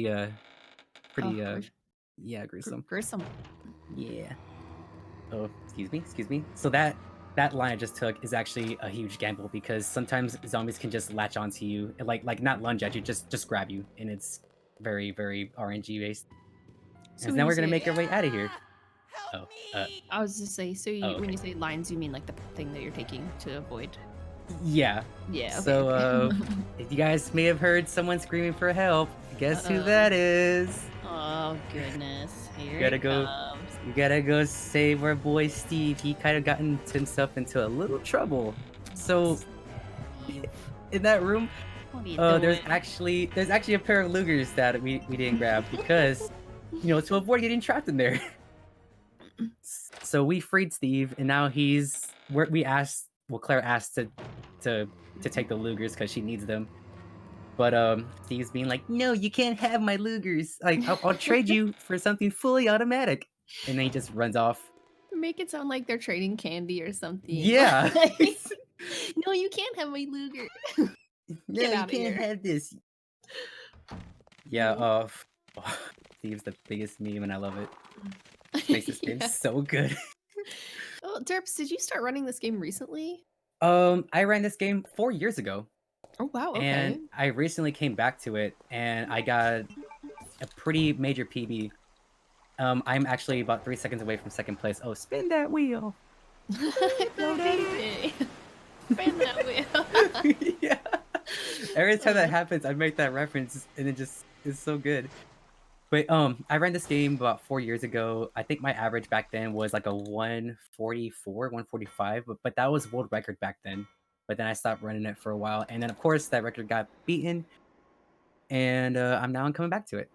Yeah, that's pretty cool. I don't know how much like the strats have changed, but did you find anything in particular really difficult, like coming back to it after so long? No, actually, it was like riding a bike. Oh wow, okay, so pretty straightforward then. Yep. The only thing I Nice. changed was just where I use some specific weapons, which I'll talk about later, and that's practically it. For the most part, the lines are the same, and the dodges are the same. Well, I actually developed two strats for this game recently. At least that I know of, that I have never seen anybody use. So I'm hoping to show it off to you guys today. But we actually took the submarine to another part of the island, but this is the airport, and that is the little plane we're gonna be taking off of this island, but later. And so we need to go over to this room and grab a biohazard keycard and then run all the way back towards the palace and then do some stuff over at the military training facility section. But if you guys have any questions, you guys are free to ask them, because this section is actually just me just trying to grab a keycard and playing the crane game. The crane game. Gotta Oh, include yeah. that. Oh yeah, don't you love games within games? It's so good. Games within games.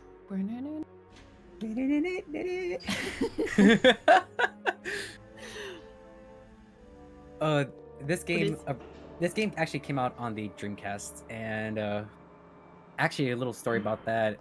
I played this when I was like, I think I was around 12 years old. I was really young when I played these. Yeah, we were introduced to these games very young. Oh my goodness. Yeah, and Ooh. I'll tell you what. It's hold on. It's break time for these zombies. So Okay. they're quite hungry. It's like, hey Bob, you bring that pack of sandwiches? Oh god, that's not good. Oh, that is actually very scary. I got that. We're good. Got it.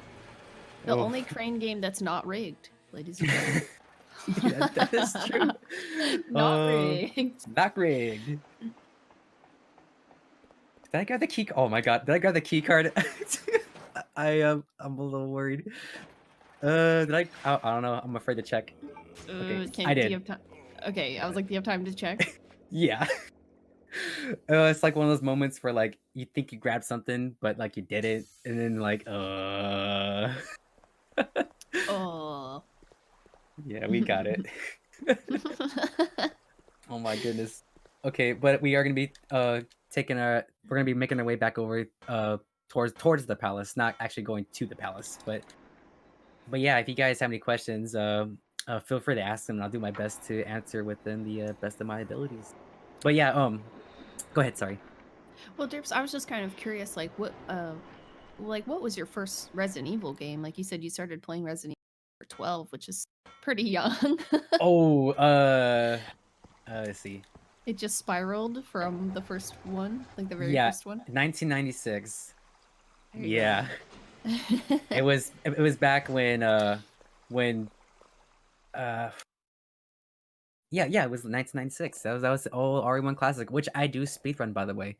Yeah. I actually speedrun a lot of RE games. Like, this isn't the only RE game I speedrun. I speedrun a lot. I speedrun 1, 2 remake, Resident Evil 1 remake. And maybe even going to learn the one for RE3 make? Oh yes. Oh yeah, that's yeah, No, right now no I have, hesitation, just yes. 100%. Yes. Yeah. I'm not gonna lie, I was actually practicing some commentary before this, and I had Jill on the brain, so I was just like calling Claire Jill. I was like, oh my goodness. you know you have that moment where like you're trying to like talk to someone or call out their name, and you just cycle through your list of friends that you know until you find the right one. And you're like trying so hard to remember. It's like, hey, you. Hey, like, Over hey, there. hey, Jane, Charlotte, Tiffany, Claire. Claire, that's it. Hey, Claire, That's it. how's it going? Oh, hello, Alfred. So Alfred's gonna try to snipe. Oh, Alfred almost sniped us. It's actually very rare to see Alfred actually land a hit on you.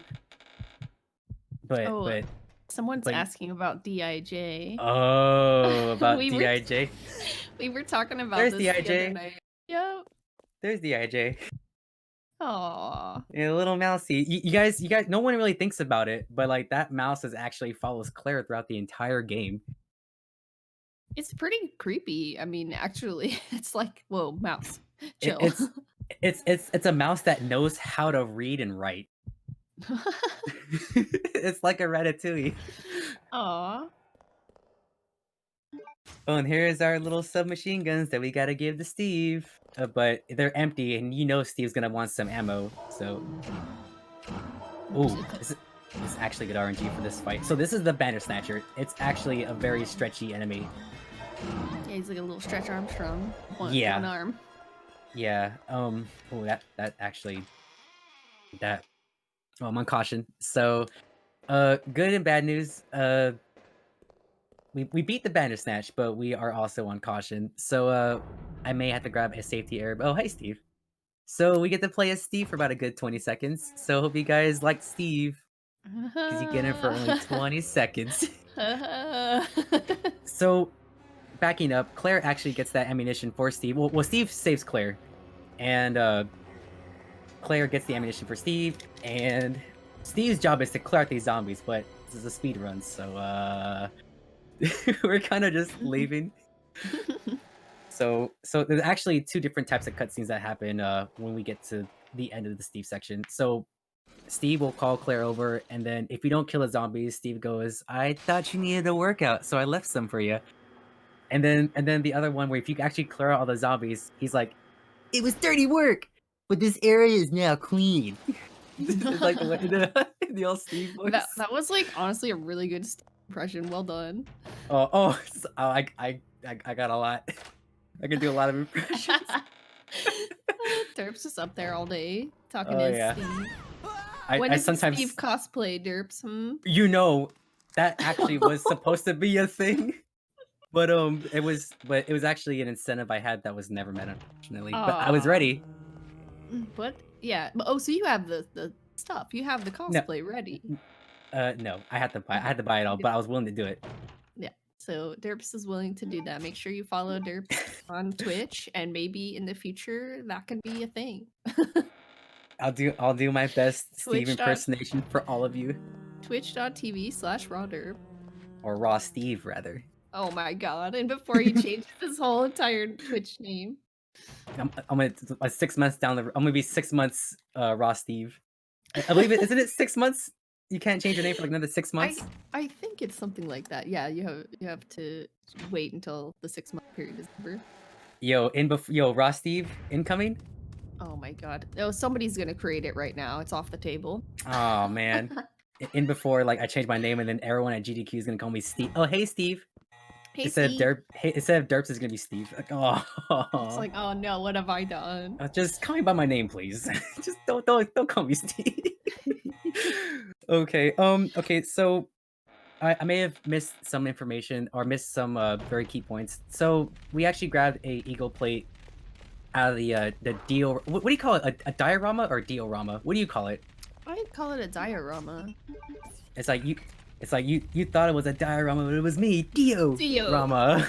You thought it was a diorama. It's me, Diorama. That's just Nice, thank you. Very nice, very nice. Thank you. But yeah, so earlier Claire and Steve fell from the 2nd floor to the 1st floor, which ouch, that I think that would hurt anybody. But like Steve had to take out a zombie, which was actually his father, who was gonna kill Claire. Which obviously you gotta save Claire because main character, you gotta save her. And Steve was just kind of chilling on the floor with that zombie because his father, who was zombified, but he was just depressed, talking about his dad actually got some very important information from Umbrella. He was gonna sell it to the highest bidder, and he got caught. And then his mom was killed, and they were both sent to this island.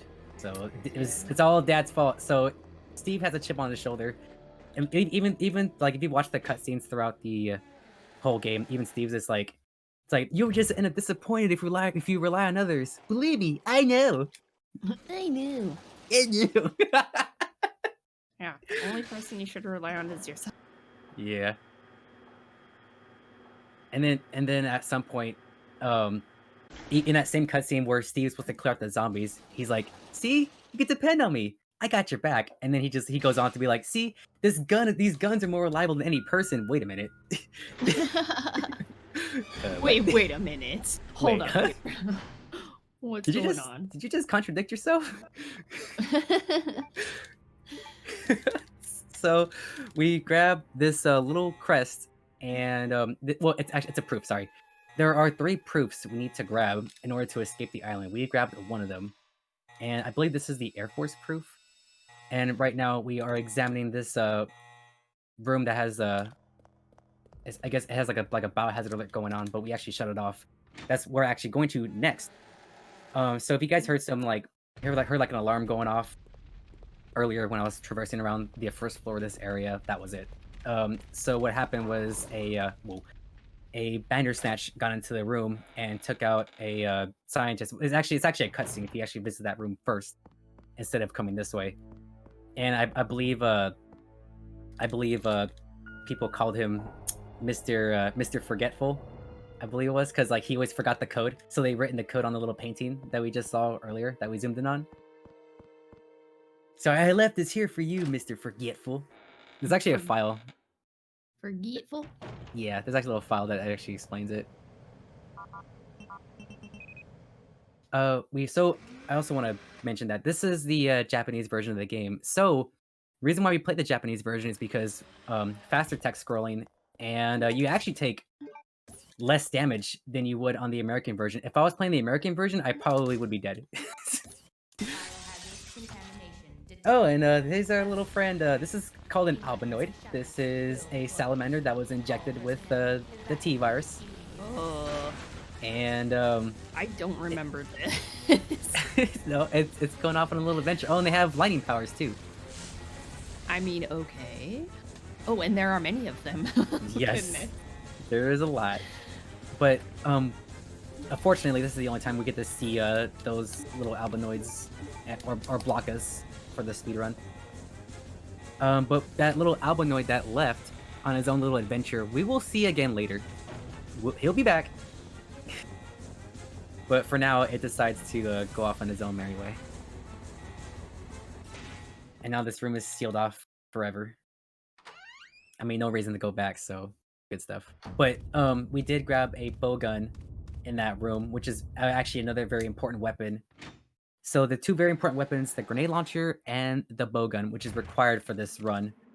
Well, I mean, obviously you don't really need them for like casual play, but for a speed run, we're trying to go fast, so we need to kill these bosses and enemies as quick as possible. So we need them. So we grabbed, I believe we grabbed the painting, and we are going back to the diorama room. I'm gonna call it Dio room. I like the diorama room. Okay. We're gonna use this painting. We're gonna hang it up, and it's gonna reveal a secret wall. Woo! And we get a gold key, and that's actually a diorama of the military training facility. Which, by the way, if you guys know Hunk, do you know Hunk? Do you know Mr. Death, Tippy? Mr. Death? Mr. Death, Hunk. I know like Hunk, like Yeah, Hunk. Hunk. Yeah, Hunk. Like you know, I'm at point K12, Hunk. Yeah. Yeah, that he's actually he's nicknamed Mr. Death. He trained he trained at this facility. This is where it began for him. I guess I was thinking like Mr. Reaper. Oh yeah. Relax, Mr. Reaper. Same guy. But he was actually called, I believe he was called Mr. Death. I guess in the classic games. Oh, hey guys. Fancy seeing you here. And now we grabbed the gold key, so now we're making our way back to the palace. We gotta go and do a painting puzzle, much like you would see in Resident Evil 1.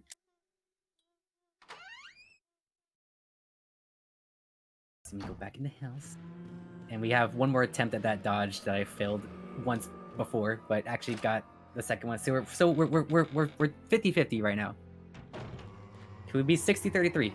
60-33. 60-33, we got it. We got it. We got it. All right, so we are now in the painting room, and this room actually contains the entire the Ashford family lineage in this room. So it all starts with Veronica and ends with Alfred and Alexia, which we'll see the big picture of them. So this is Alfred. So we're gonna press the button, and then it's gonna flip around, and it's gonna show the true heir. The true heir reveal. Dun dun dun. Dun, dun. It's Alexia. Alexia. Oh god, that reminds me of Alfred's voice. Do you remember Alfred's voice? Yes. He's like Yes, that laugh. Why do you sound like a mimic from Dark Souls? Oh, that's what I said. Oh, whoops. Sorry. That wasn't my intention. I love it. I love it. That's just the Alfred laugh. It's oh my god, if you guys would have played this game, if you guys have not played this game, it's a total gem. You should play it. It's so amazing. Like what all the cutscenes, all the characters. I mean, you guys get the meme on Steve, but he's memorable. He's memorable. Yeah. Steve is, you know, you love to hate on him. I think that's Yeah. just really everybody's thing. Yeah. You know, like Steve is only like, to be fair, like Steve's not only does he have like a chip on his shoulder, but he's only 17 years old. He's still a teenager. He's still a little babby. Yeah, and I believe Claire is 19 when this is all happening too. So yeah, they're still kids. All right, we need to go ahead and enter a password. 1971. There you go. Ding ding ding ding ding ding ding ding ding ding. Oh my. Derps. No. Oh Derps, my. Derps, yes. Derps. Do you have a Derps, real yes. kazoo? Yes.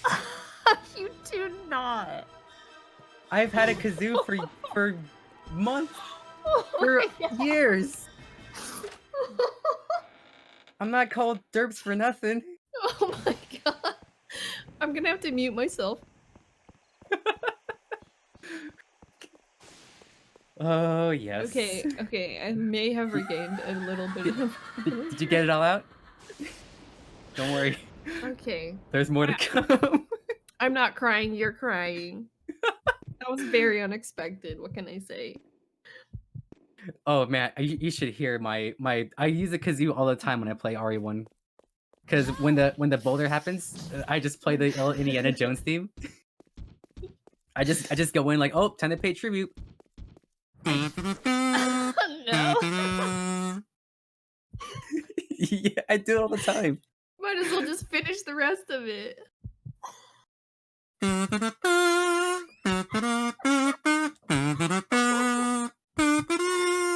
Derps. I'm gonna stop.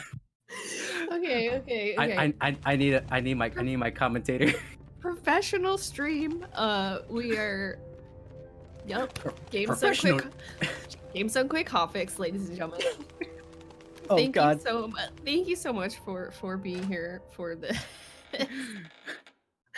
You're amazing welcome. gameplay that I love. Keep focus, Tippy. I'm Our focused. enemy is only a little girl. Oh my goodness. Oh, Oh, that was the first time you meet Alexia. But yeah. we're gonna go into this room and Claire. Right now, there's a lot of heartbeat doors because Claire's nervous. I'm like, oh my god, I'm not ready for this, but I gotta go in because the player's making me go in. Oh god, yeah. Oh, it's Alexia's little mixtape. I'm gonna shut that off, and that's gonna reveal a little key on the bed. When's the Alexia mixtape kazoo remix? I mean, do you guys want it? I can deliver. Do you know what it actually sounds like? Yes, I played this game forever. Okay, well, like, okay, but seriously, for, you know, demonstration purposes, how does it actually sound? Actually, should I wait? Should I wait? I mean, we do come back here, and we are gonna play this mixtape again. Okay, when we get back to the mixtape, then drop the kazoo remix when we get back. I will. Okay, so stay tuned, everybody. Stay tuned. It's gonna coming. happen. Don't move. I can make very good like impressions with the kazoo. Like they're really good. Like I can make go in. Sorry, I'm over here getting excited about the kazoo. I forgot to play the game for a second. Still All a right. speed run. We're still doing Yeah, things. it's still a speed run. Right. We can oh ooh. We can still mess around. I actually messed up that setup, but you are able to make it out of there unscratched. So I am on caution right now, and I am kind of worried. Can you get a because, backup? Herbs? Thinking about it now. Was I in caution going into the going into the house? I'm not sure if you healed yourself, but you were in caution at one point, yes. Okay. I'm gonna have to. We're gonna have to roll the dice here. Don't worry. If I feel like some like I'm unsafe or something's gonna happen, I'm just gonna pull out the grenade launcher and we'll be fine. I mean, yeah, when in doubt, just grenade launcher. Nuke him. Nuke it. Yeah. Nuke him. All right, you got it. It's gonna happen. It's gonna happen. Dodge, dodge, dodge. Aha! Nice. Sorry, I was having so much fun and I wasn't paying attention to my health. That's okay. Fun is allowed. All right. Right. So this is the meeting room. This meeting room is very dangerous. It's very, very dangerous. And okay, this is a good setup. Perfect setup. Okay, perfect so far. Oh, the arms. Oh, like- oh, oh, no Oh. damage! No Okay. damage! GG easy! Oh my goodness, no damage! Oh, Oof. yo! Turning it out, making miracles happen. Oh my god. Okay, Yeah. so that's really, really hype. Because no one makes it out of that room unscathed like that. Well, you all saw it here first.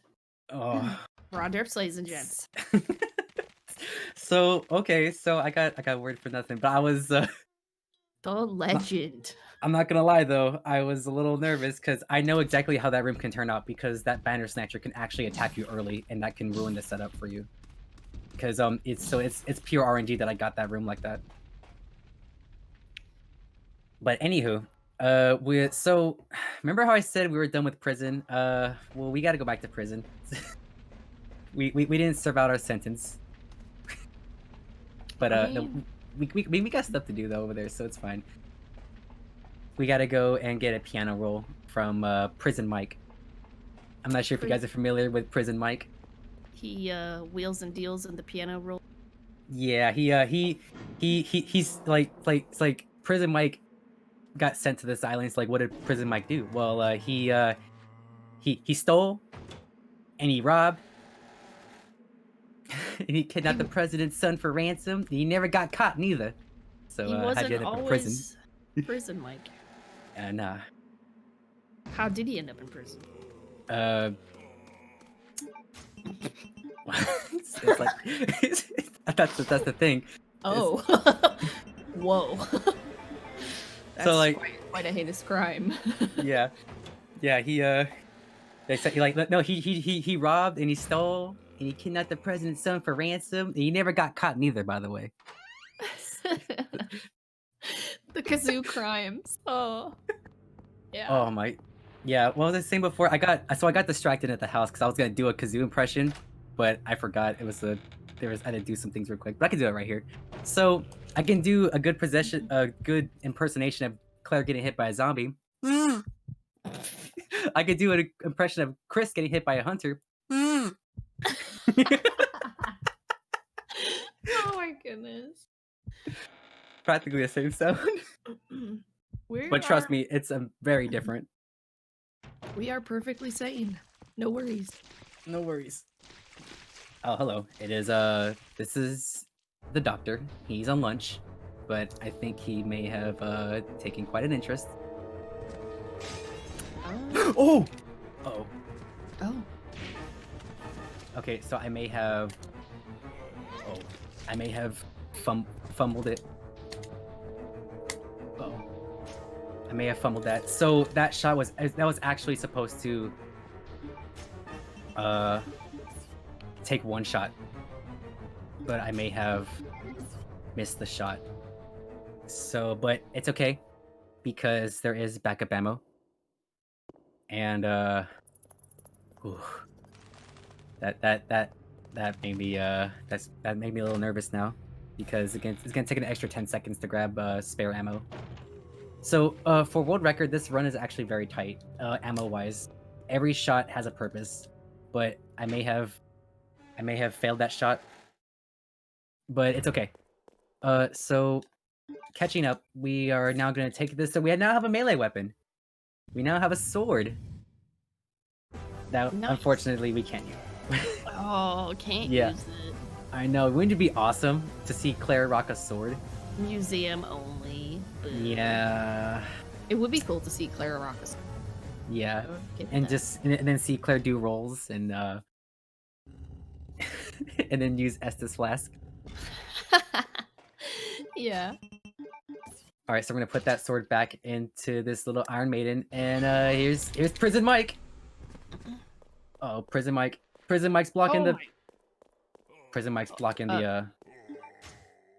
Prison Mike. Yeah, Hello? Prison Mike blocked the piano roll. Oh, he's not happy you took it. No, yeah, he He's a so little mad. unfortunate that that he fell the way he did, because he fell in a way that I was unable to grab. Nice dodge. That piano roll. But it's okay. We got the piano roll, and now we're gonna make our way out of here. Fortunately, we are good on health, and we do get a refill. We are gonna grab a first aid spray, and it's going to bring our health back to full. Oh, actually, no, not this one. Sorry, there's actually another first aid spray in the house that we were at before, Alfred and Alexia's house. We grabbed that one. This one first aid spray we grab and we use later for a fight that's going to be coming up. I'll get into when it happens. Oh my goodness. The zombie placement is very bad, because there's actually multiple zombie placements for this room and the next room that's going to be coming up.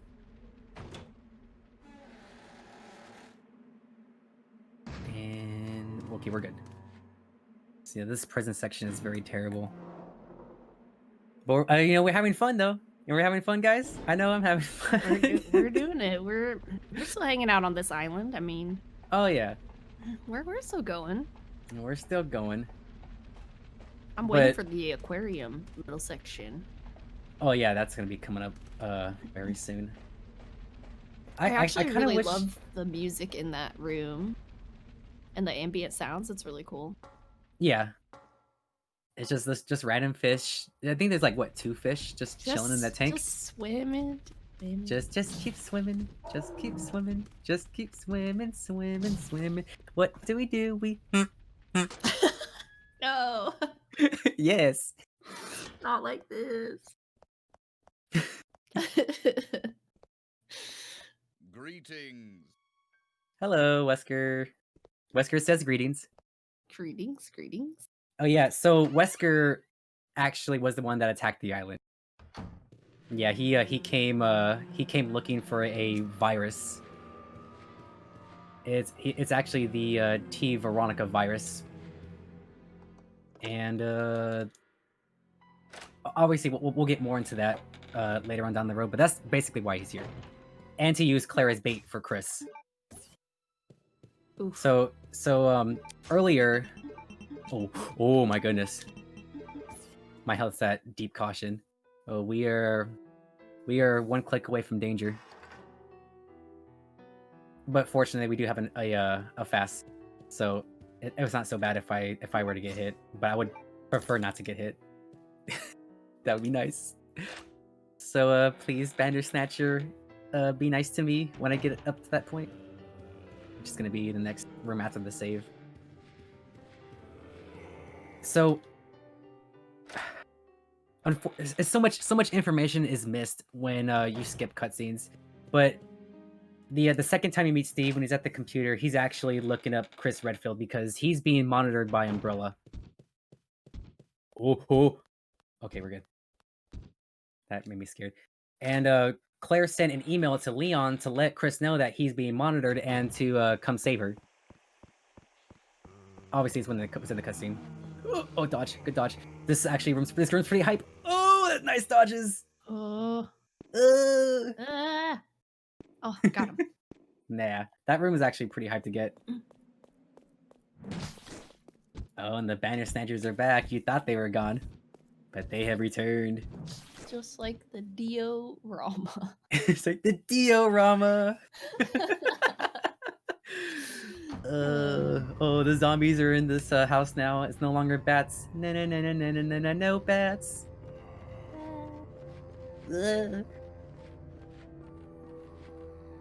Oh yeah, we're coming up to the to Alexia's mixtape section. Oh yeah, nice. We are. I gotta go ahead and Alexia's Sweet Jams. Sweet Jams. The kazoo remix. All right, I got to unlock this second jukebox and put in the mixtape.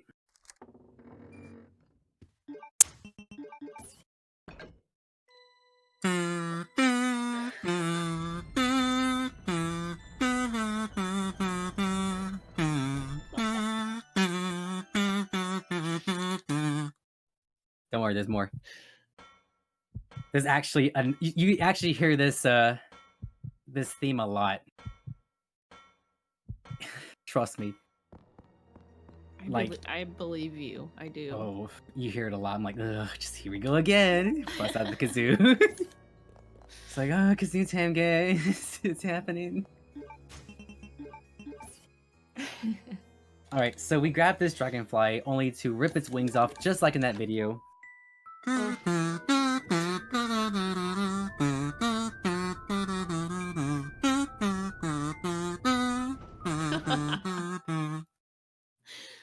I probably sound way delayed, but it's okay. You guys get the gist. It's okay. Doesn't have to be perfect because it's No. already perfect with the kazoo. Yeah, I appreciate that. So we are gonna go ahead and push this box and grab this file. Obviously not read it because we don't got time to read it. And under it is the I believe that's the Air Force proof or the Navy proof, one of the two. But it's the blue proof. And there is actually a one word proof we got to get, and it's all the way in front of the palace. It's actually one of the first items. It's actually one of the first proofs you see, but we skip it. And then we get to see Alexia for the first time here, but we're gonna skip that cutscene because you know it's gonna take it's a long cutscene, and it's actually just Alfred cross-dressing as his sister. So Alfred actually thinks he's two people, or like yeah. So he misses Alexia so much that he decides to cross-dress as her, and yeah, because she's actually dead, correct? Oh, 1 second. Ooh. Oh, nice dodge. She is not dead, actually.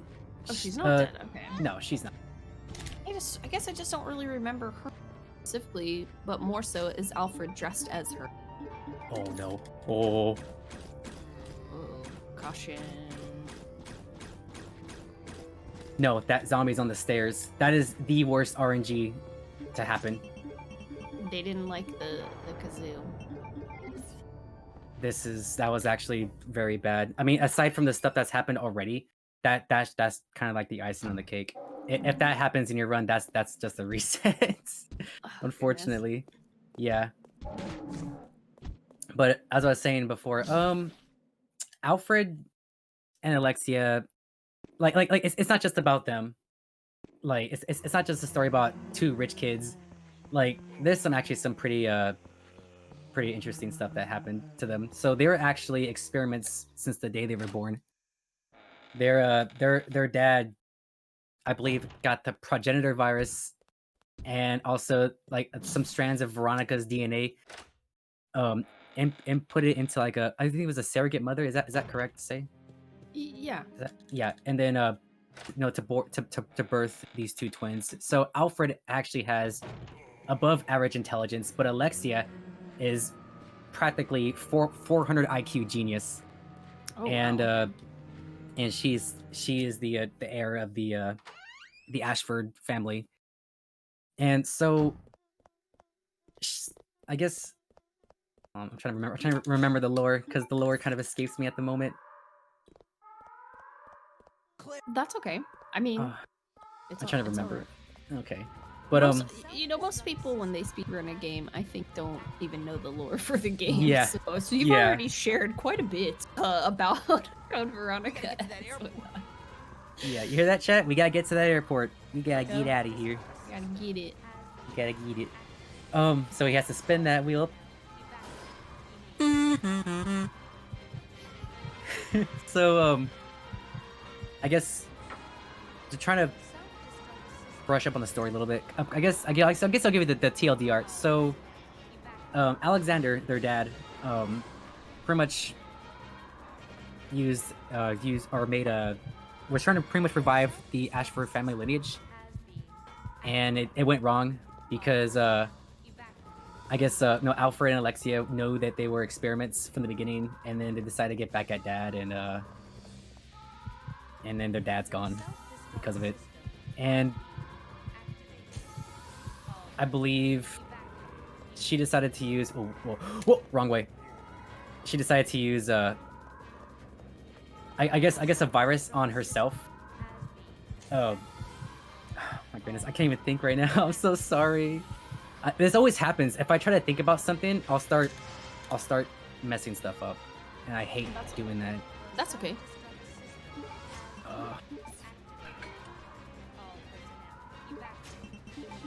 I gotta put these in. Got it. You got it. You got it.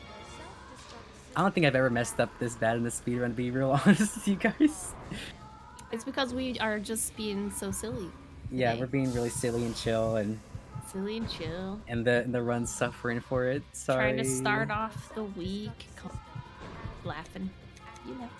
Yeah. But so Alexia decides to use the virus on herself, but so oh my goodness, I can't even think. So I forget who it was. Alfred decided to use like a virus on their dad, but unfortunately the virus mutated too quick and he turned into like a monster, but we'll see later. And then Alexia decided to experiment on herself, and but yeah, just the self-experimentation, but she decided to cryogenically freeze herself for 15 years. So it's just to slow down the virus growth, so that way the virus can adapt to the body and she can be able to control the virus.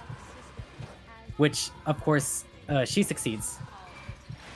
But right now she is currently in a cryogenic state.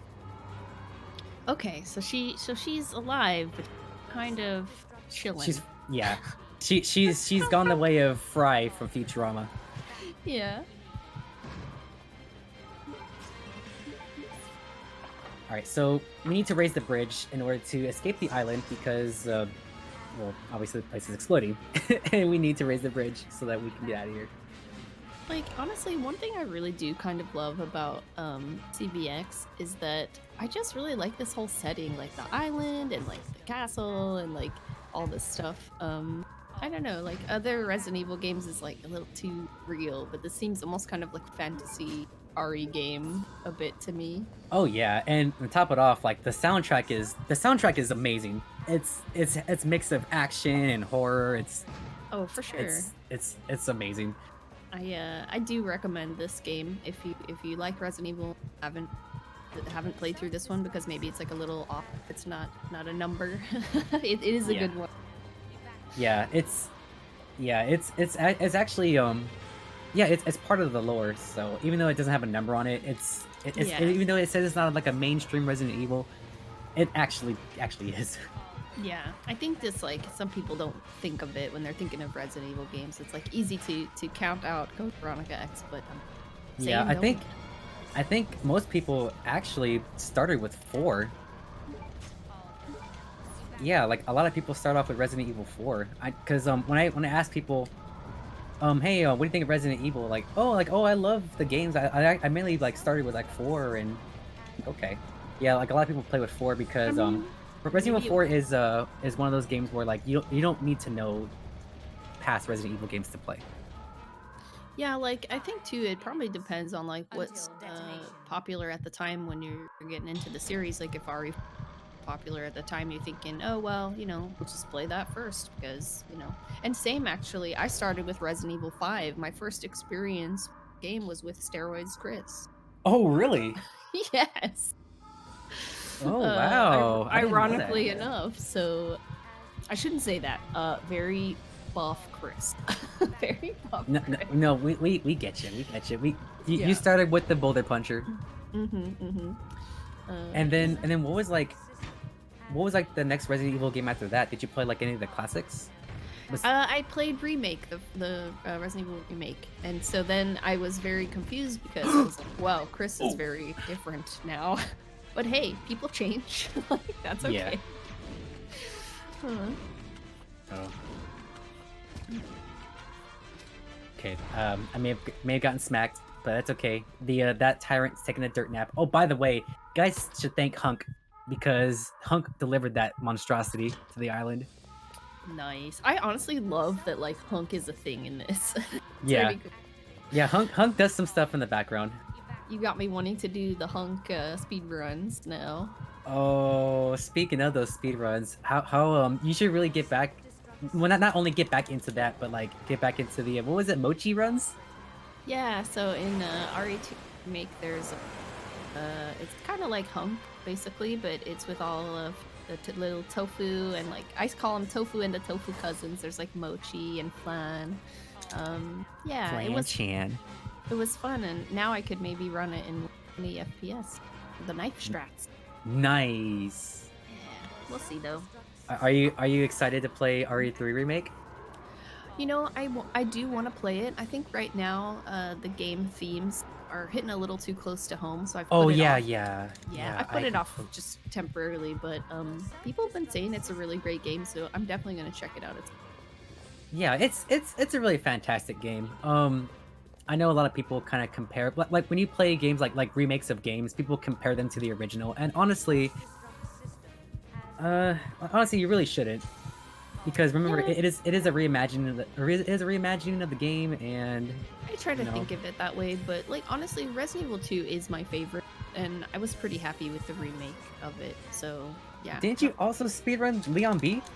Yes, for a short Yeah. time I did That's speedrun Leon the B. hardest scenario in Classic you decided to choose. I don't know.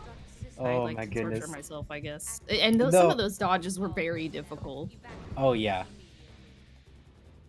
Oh, so now we are escaping the island. Oh yes. Oh yeah, skipping a bunch of cutscenes though. I'm kind of sad we skipped the father cutscene. Oh, father! Okay, I was like, we gotta have it at least one time. Thank you. It goes just father. Okay, I feel like I watched it. Thank you for that. Oh my goodness.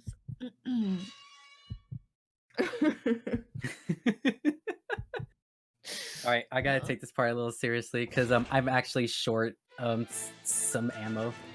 Okay. We gotta shoot all 6 acid rounds, and hopefully he doesn't hit us before we finish spending all this ammo. He didn't, thank goodness. Oh. Okay, we're good. This fight's actually kind of like, it's not too difficult. It's pretty oh, he's actually. Oh, I'm nervous.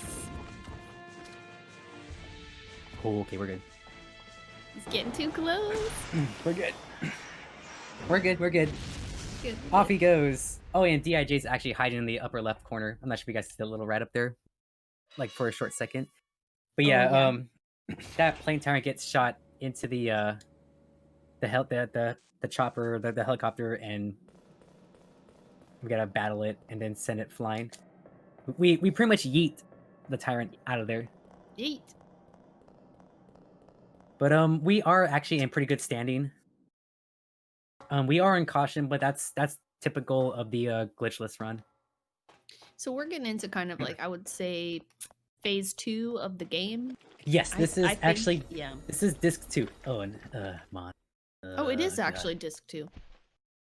Oh, Yeah. Jesus. Yeah, the game is like, would you like to save? You know, for the second half. I'm like, nah, we're good. Nah, we're good. So we need to go. So we gotta go grab a key, so that way we can unlock the mining room. As we need to. So basically, the main goal of this is to turn on the power, and get a crank or a valve. Excuse me.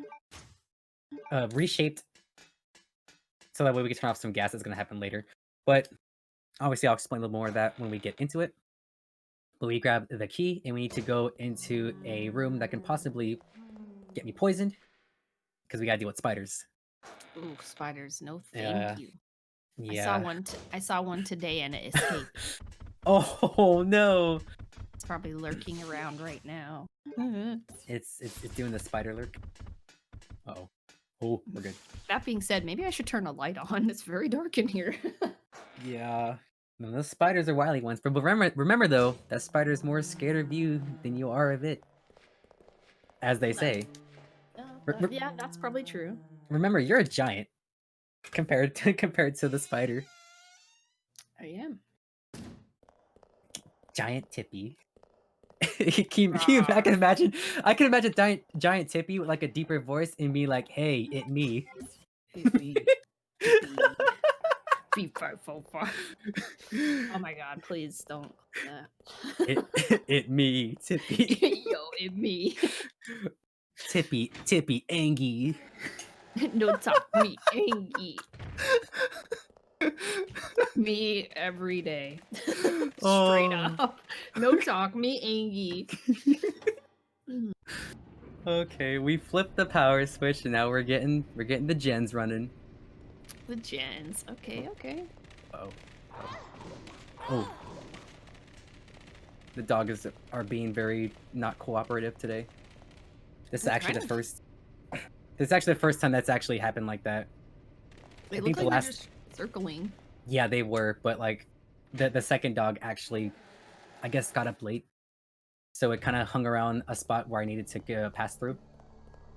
So that was unfortunate. I got kind of double tagged, but that's okay. Claire needs a jacket. It's cold. Oh yeah, we are. By the way, we are in the Antarctic. We are in an Antarctic transportation facility ran by Umbrella. In case we forgot to mention that. Yeah, I didn't mention that. Oh, the grab. That's actually about 2.5 seconds of time loss right off the bat right there. When Moth grabs you like that. Is there just one moth or a couple of moths? There's 3. Okay, 3 moths.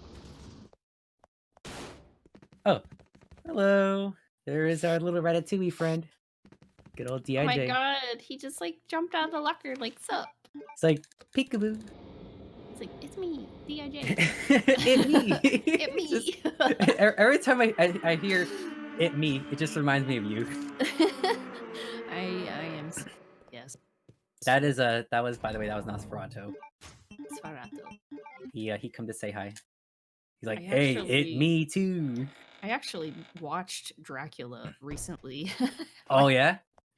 It was interesting. Was it the old Dracula or was it like a modern?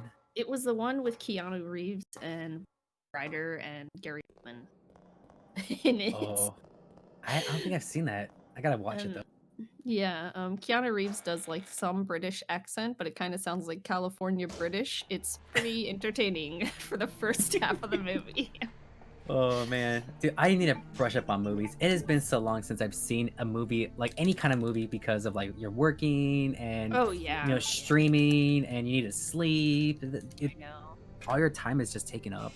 I've been so busy lately too, because I've been watching my niece a lot, and if you have children, I feel you on that, because man, it's a handful taking care of her sometimes. Yeah, I have my little nephew come by every morning because he would sleep for about a good hour when I get home, and then around like 8:15 in the morning he has to. Oh, hey Steve, he has to catch the bus for school. But I mean, not so much now, but like, now everything's a bit different, and I hope everyone watching is doing their best to stay safe. Yeah, I hope everyone's being safe, washing their hands, practicing good social distancing. For sure. Yeah, but oh, hello. That zombie Angie kind of banged on the door. I forgot about him for a second. Zombie's hungry. He hungry. No talk. Me hungry. What I was gonna say though, yeah, I've been speedrunning this game for quite a long time. Well, I mean, on and off, but when I first started, like when I first started taking it real seriously, I wasn't even using like the new strats that you guys would see in like a world record run. I kind of using I was just kind of playing like doing my own writing, and I got world record. But like, what I'm trying to get at is that if you guys are interested in speedrunning, like not just like this game, but any game in general, like definitely like, you know, what kind of poison? Thank goodness. Definitely, you know, go for it. Like, go for the goal. Like, you know, you never know what you can accomplish. You know, I like, you know, think too, like, yeah, a lot of people are spending a lot more time at home, and if you do find yourself stir crazy and you want to find a routine of some kind and you got some spare time, like, yeah, pick up a speed game. I mean, it can really help you, I don't know, distract yourself a little bit and make you focus on something a little different, something yeah, pretty cool. yeah. I think my first ever speed game was actually Resident Evil 2 Classic. Before Twitch. Oh, really? Nice. Yeah, this is before Twitch, and my friend was like, "Hey, you're competitive, right?" I'm like, "Yes, I played a lot of competitive fighting games before. Like, what's up?" I know I've actually been to like Evo and stuff like that. I've actually Oh, competed in some nice. major tournaments, but obviously I'd never won Ooh. any of them. But I'm That's just saying, still pretty awesome to have gotten to go. yeah. So I'm like, yeah, I'm competitive. Just try running a game. Like, a lot of us are speed running Resident Evil games. I'm like, oh, you know what? I like Resident Evil, so I decided to start with 2, and I believe I did Claire A, and got a, I believe a 125, 126, like an hour 26, something like that. I'm like, no, this is kind of fun, and like, you know, you should broadcast, you should live stream your speedruns. I'm like, really? Like, where would I do that? Like, oh, there's like a little social media called Twitch. Like, Claire, what are you you go do doing? that. Let's go. So wait, Derps, when did you create your Twitch account? Okay, so this account was actually made about 3 years ago, but I've streamed for like 6. Okay. Actually, give me 1 second. This fight's actually gonna take some concentration. Oh, sure. Yeah, so it's snipe time. Derps has to be pretty particular. Got it. Nice. Oh, that strat is a lot harder than it looks, guys. Yeah, and he'll get ya if you're not. Yeah, that's actually, that boss is called Nosferatu. I was gonna say Nosferatu. Nosferatu. Uh, But yeah, that's actually the quick kill that I developed, by the way. That was a hit me strat. And that was a quick, oh.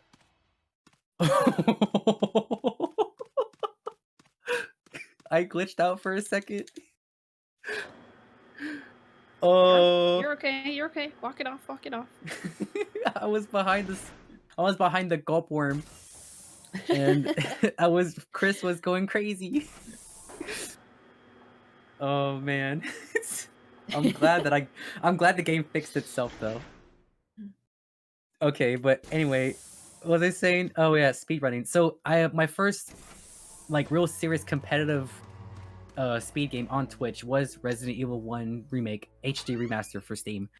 And at the time, I was knocking out world records here and there because I ran the 60 FPS category. This was before VSync off and variable FPS, which maxes your FPS to 120 FPS, which actually does matter, and over the overall time, I think it saves you about a good 3.5 minutes. And okay, that's yeah, pretty good. Yeah, that was before that, and before that I was hitting. I think I got like almost all the PC world records. There was 16 PC world records, but not console. They're not including console.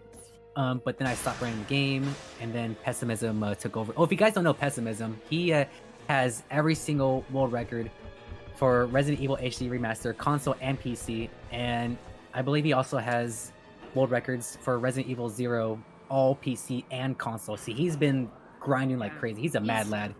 He's a devoted speedrunner and a really big fan of the game. So yeah, he knows a lot. He's great. Yeah, drop Pessimism some love if you guys know him, or all good stuff. And if you don't know him, definitely take this opportunity to know Pessy. He's a really cool dude. Good looks. Good looks. Much love. My lord. Yeah, he's a really cool dude.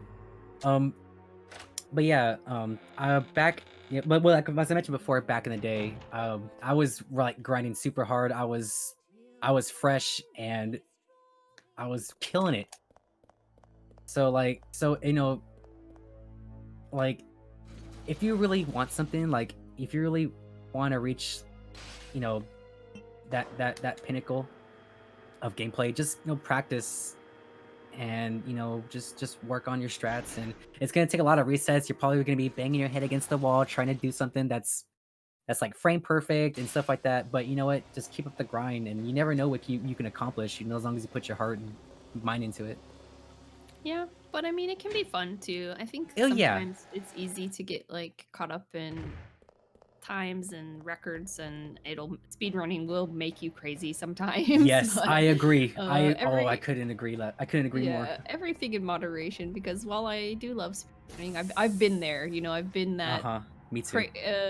crazed, obsessed kind of trying to get the time, and it's not fun. Yeah. Yeah, that's another thing. You need to make sure that you're having fun, because Exactly. I mean, Pick I a get game that you like, because if you pick a game that you hate, you are not gonna like the speed run anymore. I Yeah. guarantee you. Yeah, always play something that you enjoy. Oh, by the way, the time that the temperature I added was actually a date for when the military training facility was I believe completed. The completion date was December 8th. Oh, okay. Well, shout outs to December 8th on the game. Yo. All right. All right, so this is actually a very concentrated moment. Now, this is where the hunters first appear, and I need to concentrate on doing a specific dodge. Okay. Oh, never mind. I didn't get it. He didn't jump at me. So that hunter was actually supposed to jump at me. And when a hunter jumps at me, I would stop, because the hunter's actually going way faster than Chris when the hunter jumps, excuse me. And the hunter will pass Chris, and I would keep running.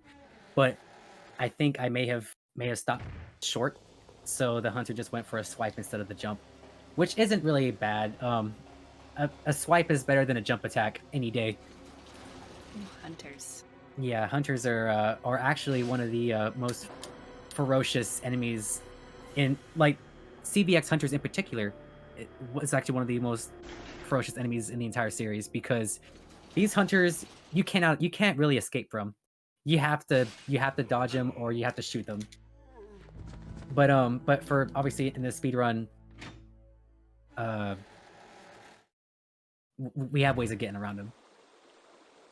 There are some hunters that you can just like run into another room and be fine, but there are some hunters that require a setup so that the hunters don't jump at you.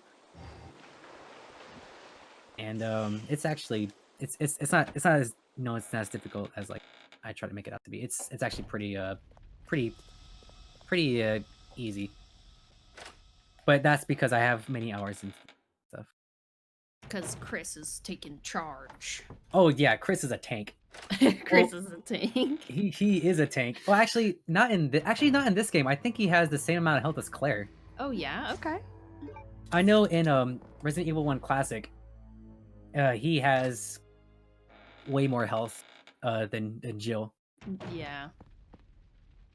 Okay, good to know. I didn't actually realize that. Yeah. So yeah, in Resident Evil 1 Classic, I guess they consider Chris to be hard mode because he has less inventory slots. He has like 6, and Jill has 8 slots. But the trade-off is that Chris has more health and Jill has less health, but she has more slots. Yeah, and she Yeah. can do things that Chris can't, like play Yeah. the piano and do basics. Yeah. Yeah. Chris can't Oh, play the man. piano. That makes me sad. I'm like, Chris can't play the piano. It's like Aw. it's like Oh my god. like just a couple notes. But Rebecca is actually able to play the piano, but which is actually kind of contradictory a little bit. Oh, you think so? The reason I say that is because in Zero, she can't play the piano, but Billy can.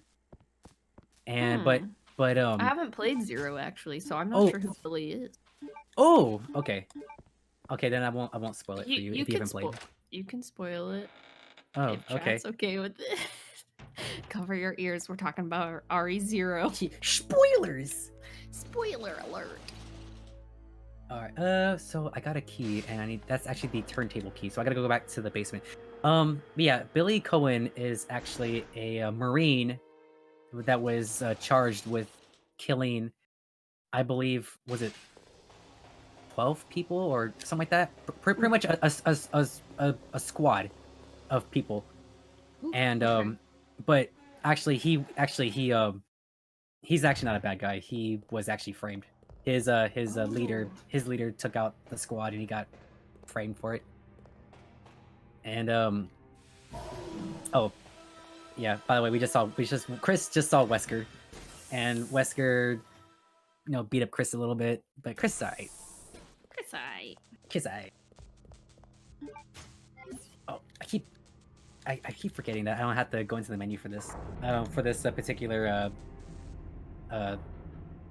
transition. But anyway, yeah, Billy, he got charged with murder, but he was framed, and he runs into he was getting transported, I believe, to a facility when the jeep that he was in got attacked by zombie dogs, and he escaped into a train. And then Bravo team went in. Oh, hunters, excuse me. Bravo team went in, and they're trying to look for him, and they end up on the train. Well, Rebecca ends up on the train, and she meets Billy, and then of course, when she first meets Billy, she hates him, obviously, because she knows what he supposedly had done. Exactly. She has these preconceived notions about him. Yeah, and eventually, like, they decide to team up. Obviously, obviously Rebecca was against it, but Billy's like, we should team up, and she's like, no, I don't want to team up. And then she got attacked by a leech monster, and Billy saves her. And then she's like, all right, fine, I'll team up with you, but I got my eye on you. I got my eye on you. Yeah, and then they end up at a Umbrella research facility once by the way, the train crashes, and they end up at a facility at a research center, and I'm trying to explain the lore, and it's kind of rough because I don't speedrun the game. We're trying to explain lore for a game that We're not even speedrunning. Okay, Derps, you know what? Let's just stop right there. And Yeah, Billy's a good guy. Billy's a good guy. At the end. Yeah.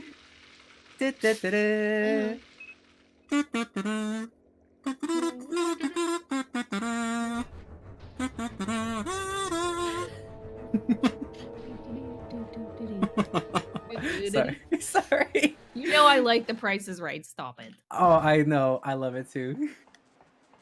I used to stay home from school just to watch The Price is Right. No shame. Oh no, that's a good show to watch.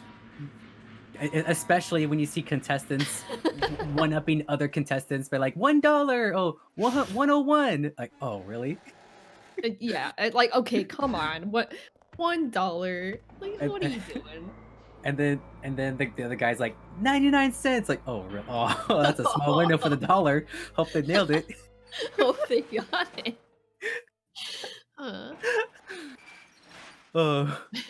Okay, all right. So getting back to the run, so we want to actually ride the right side of the wall right there, so that Hunter doesn't jump at us and give Chris a new haircut, because no one likes a new haircut, especially from these guys.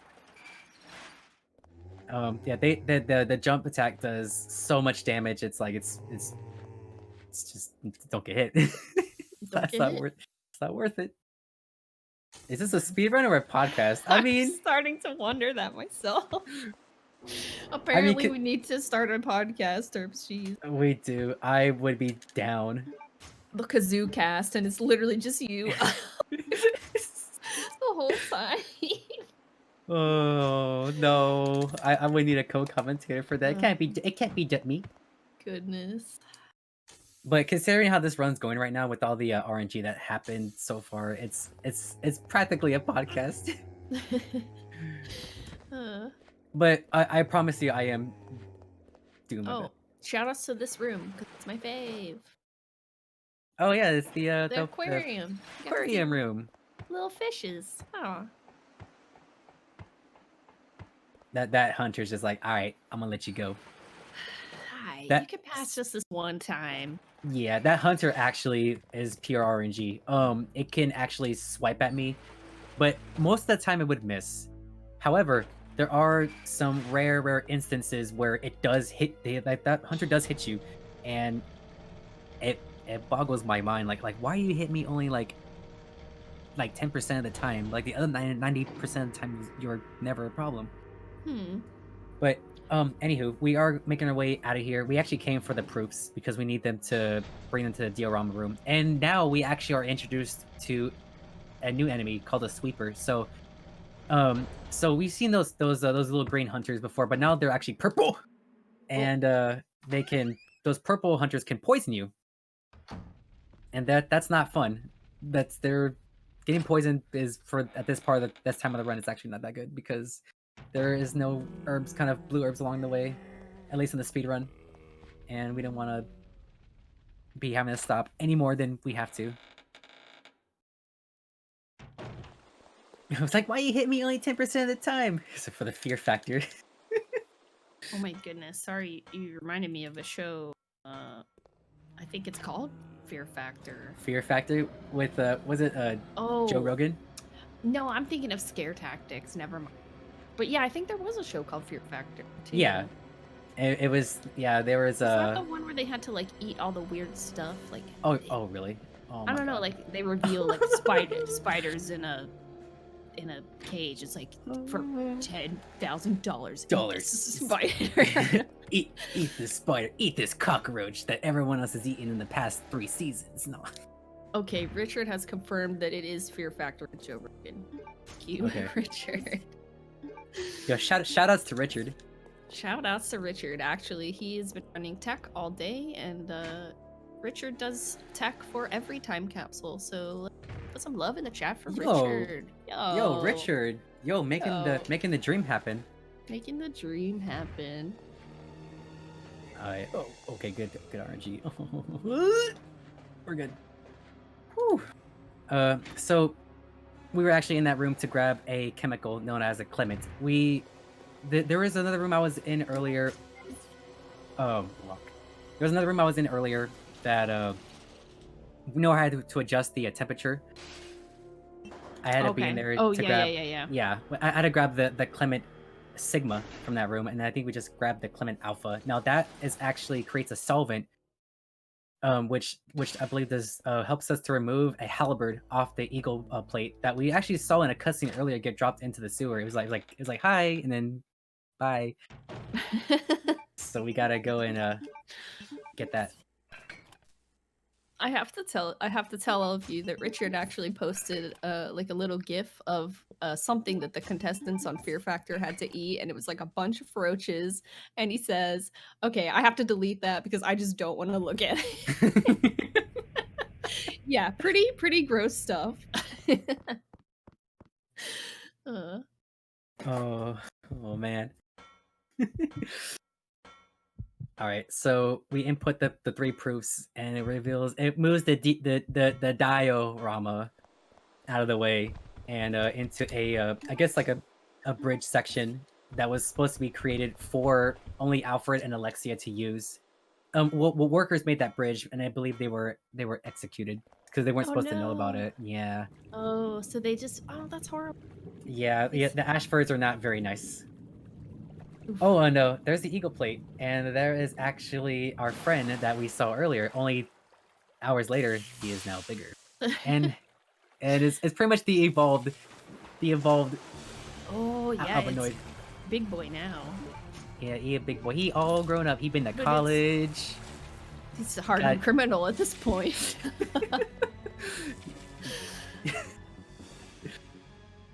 He's seen. He had a rough life in those events. I believe those albinoids actually grow to be that big within 10 hours. Oh my god, okay. But it has been longer than 10 hours. Pretty quick. Yeah. I believe that's what the lore is. It takes 10 hours to mature into a fully grown adult when injected with the virus. Oh yeah, eat a cutie. It was a cutie, but now it's a bigger cutie. But now it's a bigger cutie. Yeah. Mm-hmm. Mm-hmm. It's the kind of cutie that you want to have guarding your house. You Oh just my dig it- god. you just I mean, you could get a dog instead. I mean, you can get past a puppy. No one could get past an albinoid. No. I believe that was actually a reference to a movie that I won't mention. Okay. It's not a bad movie. It's just it's called Grandma's Boy. Oh yeah, I've seen Grandma's Boy before. Yeah, the guy was like, he's like, I'm gonna get me a lion to guard the house. I'm like, you ever heard of a dog? Dude, you can get past a dog. No one messes with a lion. Yeah. No one messes with the lion. It's been a No. while since I've seen that. It's been a while.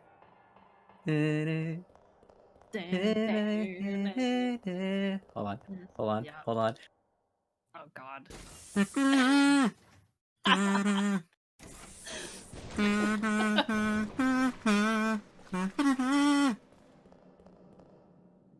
Sorry, I love this kazoo so much. It's so good. It is really, really fun. I honestly can't believe I didn't even add that. Like I've just been laughing about it. Yeah, I've used this kazoo for a long time. I've actually had it for about a good, I think about 3/4 of a year, possibly. It's been a while. It's been around for a while. All right, so we are Chris. Okay, so Chris actually took a jet over to the Antarctic. Oh, sick. Yeah. So now we're here in the Antarctic. Everything's frozen over because there was a drill that Steve and Claire used to escape this area right before the Nosferatu fight. But now it's all that obviously created a flood and it flooded the entire transportation facility and now everything's frozen over. It's like it's all snowy. Why am I laughing? It's like, oh, and it's all frozen over. It's like, Let it go. oh, no. My niece has watched Frozen 2 probably 20 times already. I have not. And it's only Tuesday this week. Oh, I haven't seen that movie yet. She just loves it. Oh, yeah. So all the zombies are just chilling, and they're frozen over, and so this cutscene's actually not skippable. So now the zombies are waking up because they know Chris is here. It's like, hey guys, Chris is here. So Chris I guess is this finally is back from Paris or wherever he was. Euro so this trip. Is, yeah. So this is actually one way of breaking the ice. Yeah, I gotta break the ice somehow. Could get a little awkward, but yeah, they did it. They did it. We gotta start somewhere.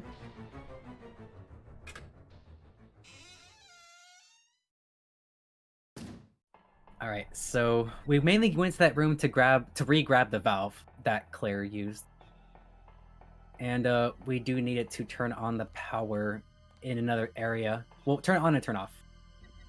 And just so you guys know, Wesker was actually already here. He left first, and he sent in his if you can tell he's here because there's little drones on the ceiling that he actually sends out for Chris. So we gotta do a little Metal Gear action and avoid the cameras, because if we do get caught, Hunter will be summoned. Oh yeah, we can't have that. No. No hunters. No hunters, please. No hunters. I can see all the chill puns in chat right now. I'm laughing about pre-buff Chris. Pre-buff Chris. Yeah.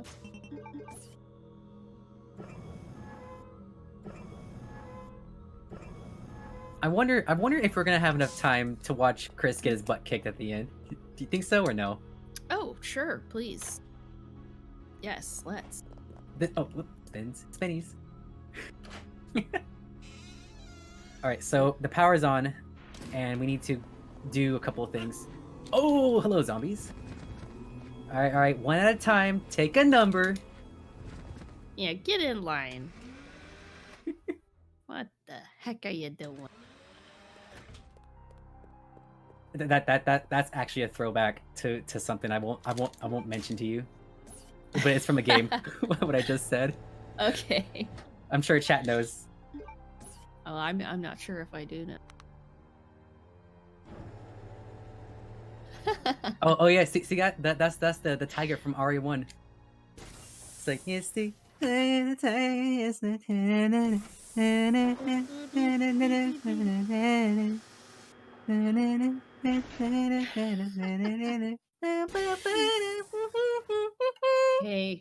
are chat is probably done with us at this point. Yeah, I think chat's like, all right. Listen, guys, can you look?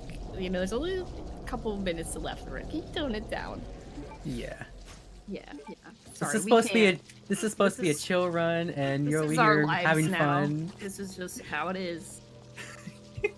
Thank you so much for being here, and a big thank you to our subscribers for making this hotfix content possible. Yeah, if it wasn't for you guys, we wouldn't have a show. Yeah, we wouldn't get to have shows like this, so very much appreciated. Yeah, you guys make it possible, and that's huge thank you from all of us. Yes, thank you. Oh, all right. Oh, whoops, I messed up. It's like, okay. I'm not used to this. Okay. I'm sorry. I forgot about this this part. And we gotta insert our companion cube we got earlier. Oh yes, the companion cube. Oh, You know what's funny? I only played Portal 2 for like an hour. I should really play that game. Oh yeah, the game is great. It's great. And actually, it's funny because like it's a lot longer than Portal. So if you did like Portal and you found that it was like a little too short, like yeah, play Portal 2. You'll love it. Oh my Okay. God. So Alfred fell out of the cryogenic tube that Alexia was in. Oh, by the way, once we killed Nosferatu and gravely wounded Alfred, thanks to Steve. Steve actually does something. He revives Alexia. But before you play as Chris, like he'll go into the cryogenic room, and I guess he calls out Alexia's name, and then everything reactivates, and then Alexia comes to life and actually uses a plant tentacle to stop Steve and Claire, and captures them. Tentacle Spike. She plays Don't Starve.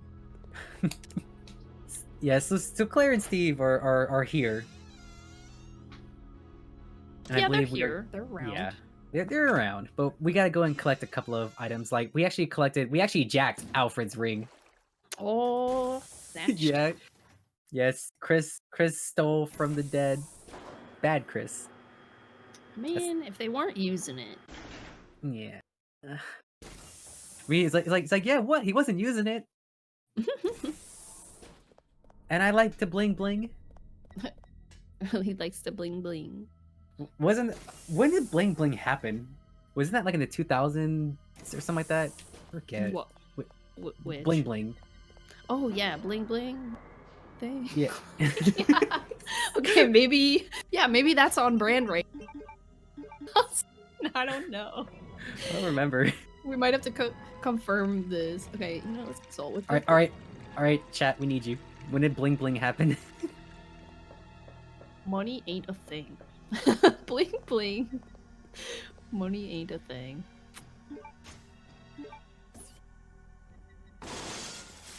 Uh-oh. Hello. That was a crashing entrance.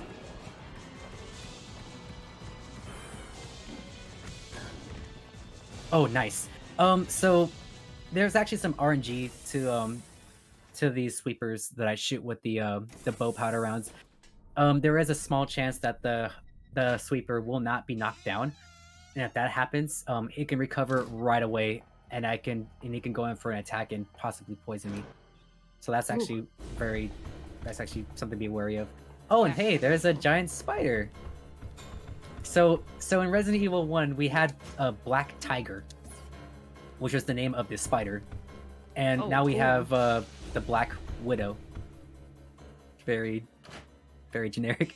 in my opinion. I was listening to that song like yesterday. Oh. Black Widow, baby. Sorry. Okay, whatever. I like Iggy sometimes. I'm not gonna lie. Oh no, dude! Hey, sing it up. You know, Twitch sings when. Oh God. Nah. I'm not gonna lie, I would feel the same way too, honestly. Not to say that I couldn't sing, but like I'm so critical of my own performances. I just can't take myself seriously most of the time. I don't know how I would manage. Truly, I don't. It'd be a train wreck. Could Yeah. be. So we gotta dance with this sweeper for a bit. So this sweeper ooh, nice. Much like the first sweeper that we ran into in the Antarctic, or like just earlier practically, we shoot it with the bow gun, and we kind of use the its stagger to like move around and do stuff. And here's Claire. She's just hanging around.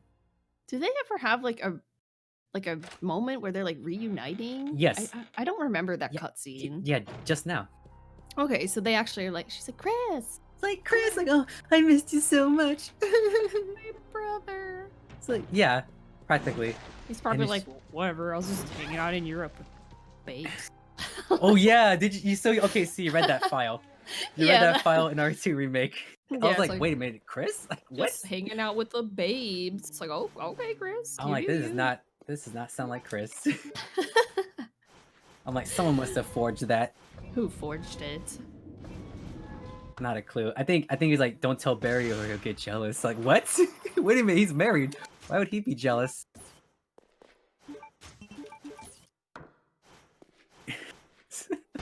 Like, okay. Nah. Okay, so yeah, after we avoided this this Claire sandwich maker, we need to go into this room, and we gotta rescue Steve. We gotta rescue Steve from his prison. So pretty much Alexia is experimenting on Steve the same way she did with her father. So and he's been injected with the virus, and it's obviously he's not frozen, so it's not gonna turn out really well. Oh, yeah, the fate of Steve. Goodness. He's now the Hulk with an axe.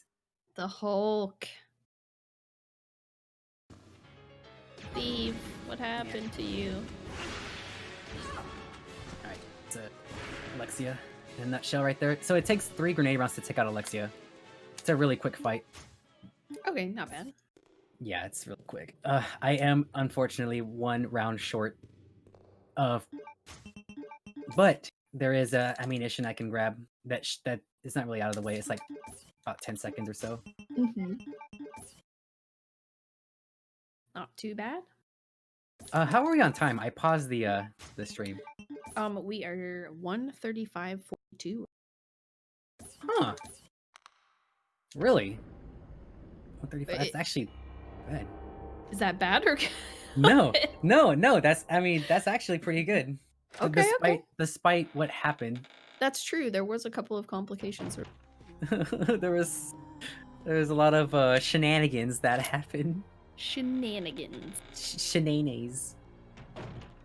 All right, so earlier we used the 3 gems to obviously reveal a secret path, and unfortunately Alexia is not done with us. Alexia is still alive, and she's around somewhere. So with this biohazard key that I just got, we need to go downstairs and unlock a door, which leads us back over to the tiger statue, and we need to grab both eyes of the tiger. You think? Yeah, you know what I mean.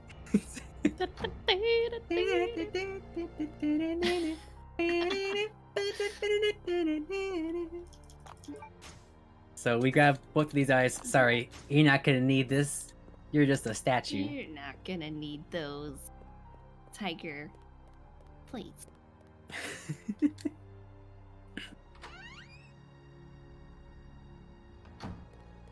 All right. So we go back upstairs, and we need to insert. These eyes are actually the butts of the ants. Remember how we actually used the ants to open the Alexia's jukeboxes? Yeah, I guess. Oh yeah, the gemmed ants. Yeah. Yeah, Yeah, okay, I remember. Yeah, these are the butts of the gem ants. Okay. The segment of ant, I forget. Yeah, it's half the ant. Yeah, half So- the ant. So There's you- a technical term, I just can't. Yeah, really the abdomen. the abdomen. I believe that's what it's called, the abdomen. The abdomen. So we're gonna take Alexia's other mixtape, and we're gonna bring it over to the other side, and play it over here. Nice. Yeah, like I mentioned before, you hear the Code Veronica theme a lot in this game. She's got the mixtapes for every occasion, really. Yeah. And I need to also... Oh, that's right. So I do know where the extra ammo is. It's actually on the way to the final fight, which is very convenient. Because it's actually... It's grenade launcher ammunition that I've never found speedrunning the game. Oh, wow, okay. Yeah, like I would just push over a dresser and then just go. Just like a fun find. Yeah, I didn't know that it was like under the dresser. I was... Because like, it was kind of like... You can't... Like, you don't really like... You didn't even like notice it when we speed ran. At least I didn't notice it when I was doing the thing, and it's actually just like right along the way, and it doesn't take long at all. Cool. So we have about a good 4 minutes left. Okay, yeah, you're looking to make it under time. Good, sweet.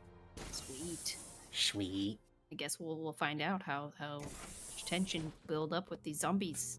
Will they bite? Yeah. Will they bite? Will they grab? Will they make a face? Find out in the next 4 minutes. Resident Evil Z. I'm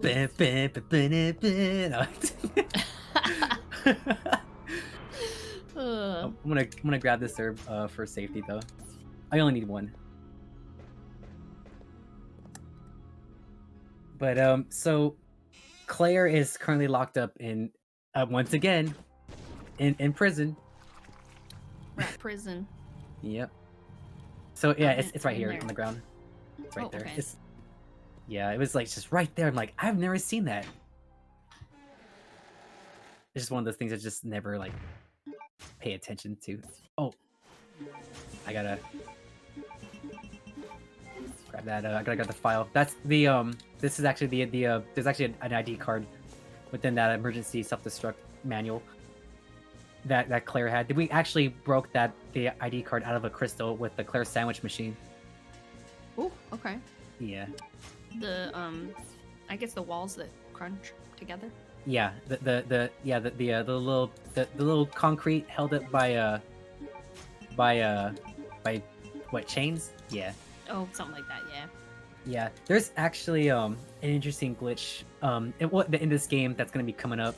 It's just a sound glitch. It's not like a speedrun glitch that you would normally use. It's just something I may have noticed when I was running the game. We will be seeing Alexia again. So, oh, hold on a sec. Oh, I'm wondering what the code can be, guys.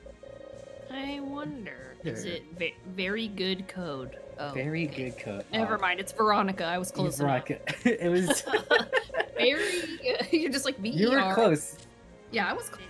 You were close. Like you were just like a smidge off. Like wow. Next time. Like- the quiz.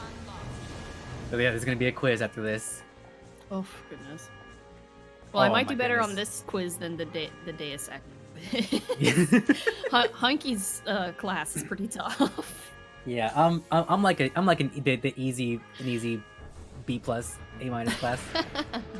All right, so here's where the glitch happens. We're gonna fire this bow gun powder or shot, and then swap to a different weapon, and there should be no noise. Boop. When the arrow hits, it's actually interesting to see. It's like the silent, most quiet arrow. Oh, Alexia's being bad. Okay, we're good. So yeah, Alexia is now a dragonfly. Like she went through 2 transformations. I guess she fused with a pod, and then Oh right. I completely forgot she was the last boss, actually. Yeah.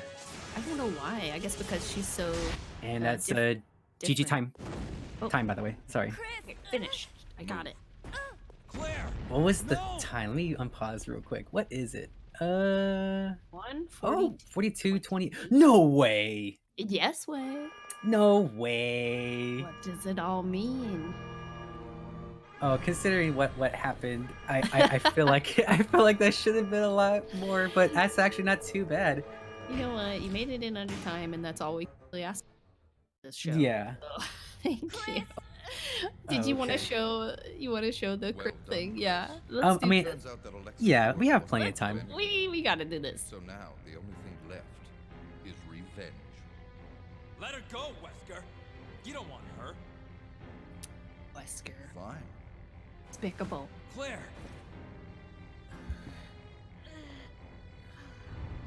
Today's a good day. I came for Alexia, but killing you is even better. Sorry to disappoint you, but Alexia is gone. That's no longer a concern to me. I have Steve to work with. Yeah. So, Alexia's gone, and the only trace of the virus is on Steve. A living T. Alexia virus. Steve should be a good specimen.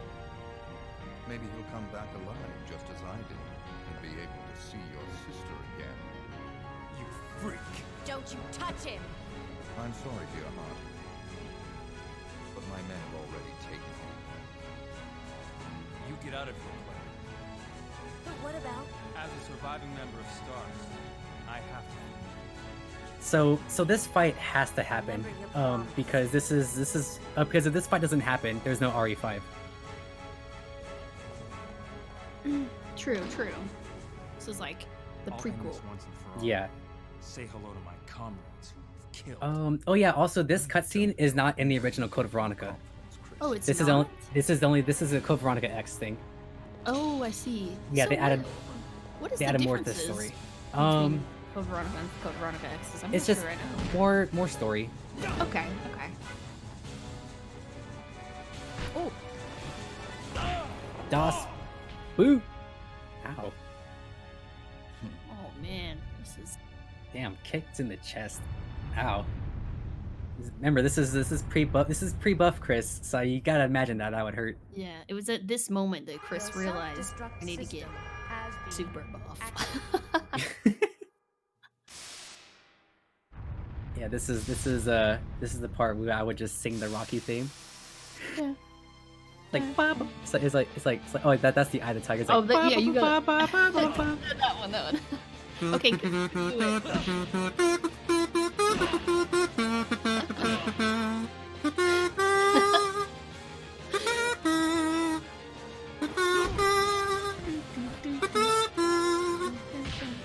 Sure, I'm not human anymore. Getting stronger. Just look at the power I gained. Yes. Ow. This is where you insert the Richard sound effect. Ouch. Ouch. Magnificent. Don't you think? Oh, he's got quite a laugh on him. Yeah. I think this is I like this Wesker. I mean I like all iterations of Wesker. It's like, no, don't come this way. Oh, it's happening. So much for him. We got to the Wesker of the problem.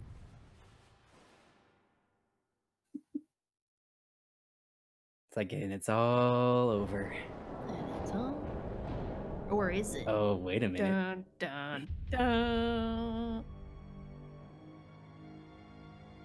It's just.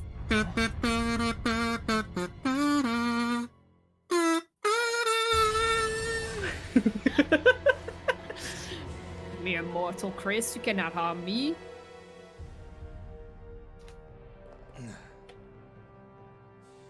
It's like round 2. Nice try. Unfortunately, the Kazoo man's all tapped out.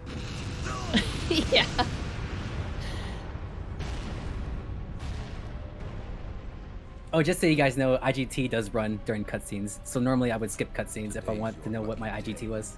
Yeah. But it's okay. It's okay. Yeah, we're not here for IGT. We're here to have a good time. Yeah, and I think we have had a great time. Oh yeah, I've had fun. I do appreciate the invite. It means a lot. Oh, for sure. Yeah, thank you for doing the show, Derps. Yeah, I'm actually, yeah. I'm glad I got to run CVX at a GDQ event. Yeah. The laugh. It's like, ha ha ha ha ha. I see you in RE5.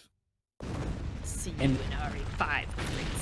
Get And then, buff or else. Yeah, so essentially, like Chris is pretty much gonna be going to the gym like all day, every day. Yeah. Chris officially a gym rat now. He'll go with the DIJ. DIJ?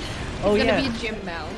Oh yeah, just say. Oh, by the way, speaking of DIJ, DIJ does watch Chris get his butt kicked. Oh my gosh, really? Yeah. If you play the battle game, which is unlocked after we played the entire game, and ouch, by the way. Hey. Ouch. You know Yeah. that I always keep my promises. You actually find the file in a slot machine, and it pretty much tells you all of DIJ's adventures. How he actually met Claire in prison. Like he actually saw Claire in prison, and then ran to her again when the shutters were closing before the Bandersnatch fight, and then again on the plane, and then I believe the next time that I think the next entry is that he saw Chris battling it out with Wesker. Yeah. And then oh yeah, DIJ does survive. Oh, good. DIJ he escapes on the submarine with Wesker.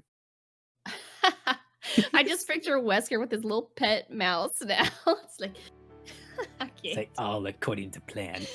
All according to plan. So, it's like, I've gathered the data that you needed. And then Oh, Wesker's like, goodness. good. Well, thank you so much, Derps, again for running Resident Veronica X. This was a ton of fun. Do you have any final thoughts, words for anyone? Actually, yeah, if you guys are ever interested in speedrunning not only Code Veronica X, but any Resident Evil game, we do have a Resident Evil Discord that you guys can visit. I'm not sure where I should You can probably just go to speedrun.com and look for this particular game, and it'll be in there. Yeah. And also, yeah, if you guys want to learn this game, you can always message me too. For sure. And if you want more kazoo and fun times, please make sure you follow Raw Derps here on twitch.tv/rawderps. He's still going. I'm Goodness. still going, and I actually have work tonight too, so I better have this energy for work. Yes, he's gonna be at work, falling asleep. Oh no, I have to stock the shelves so you guys can buy food and stuff. It's true, essential worker. So shout outs to Derp. Thank you.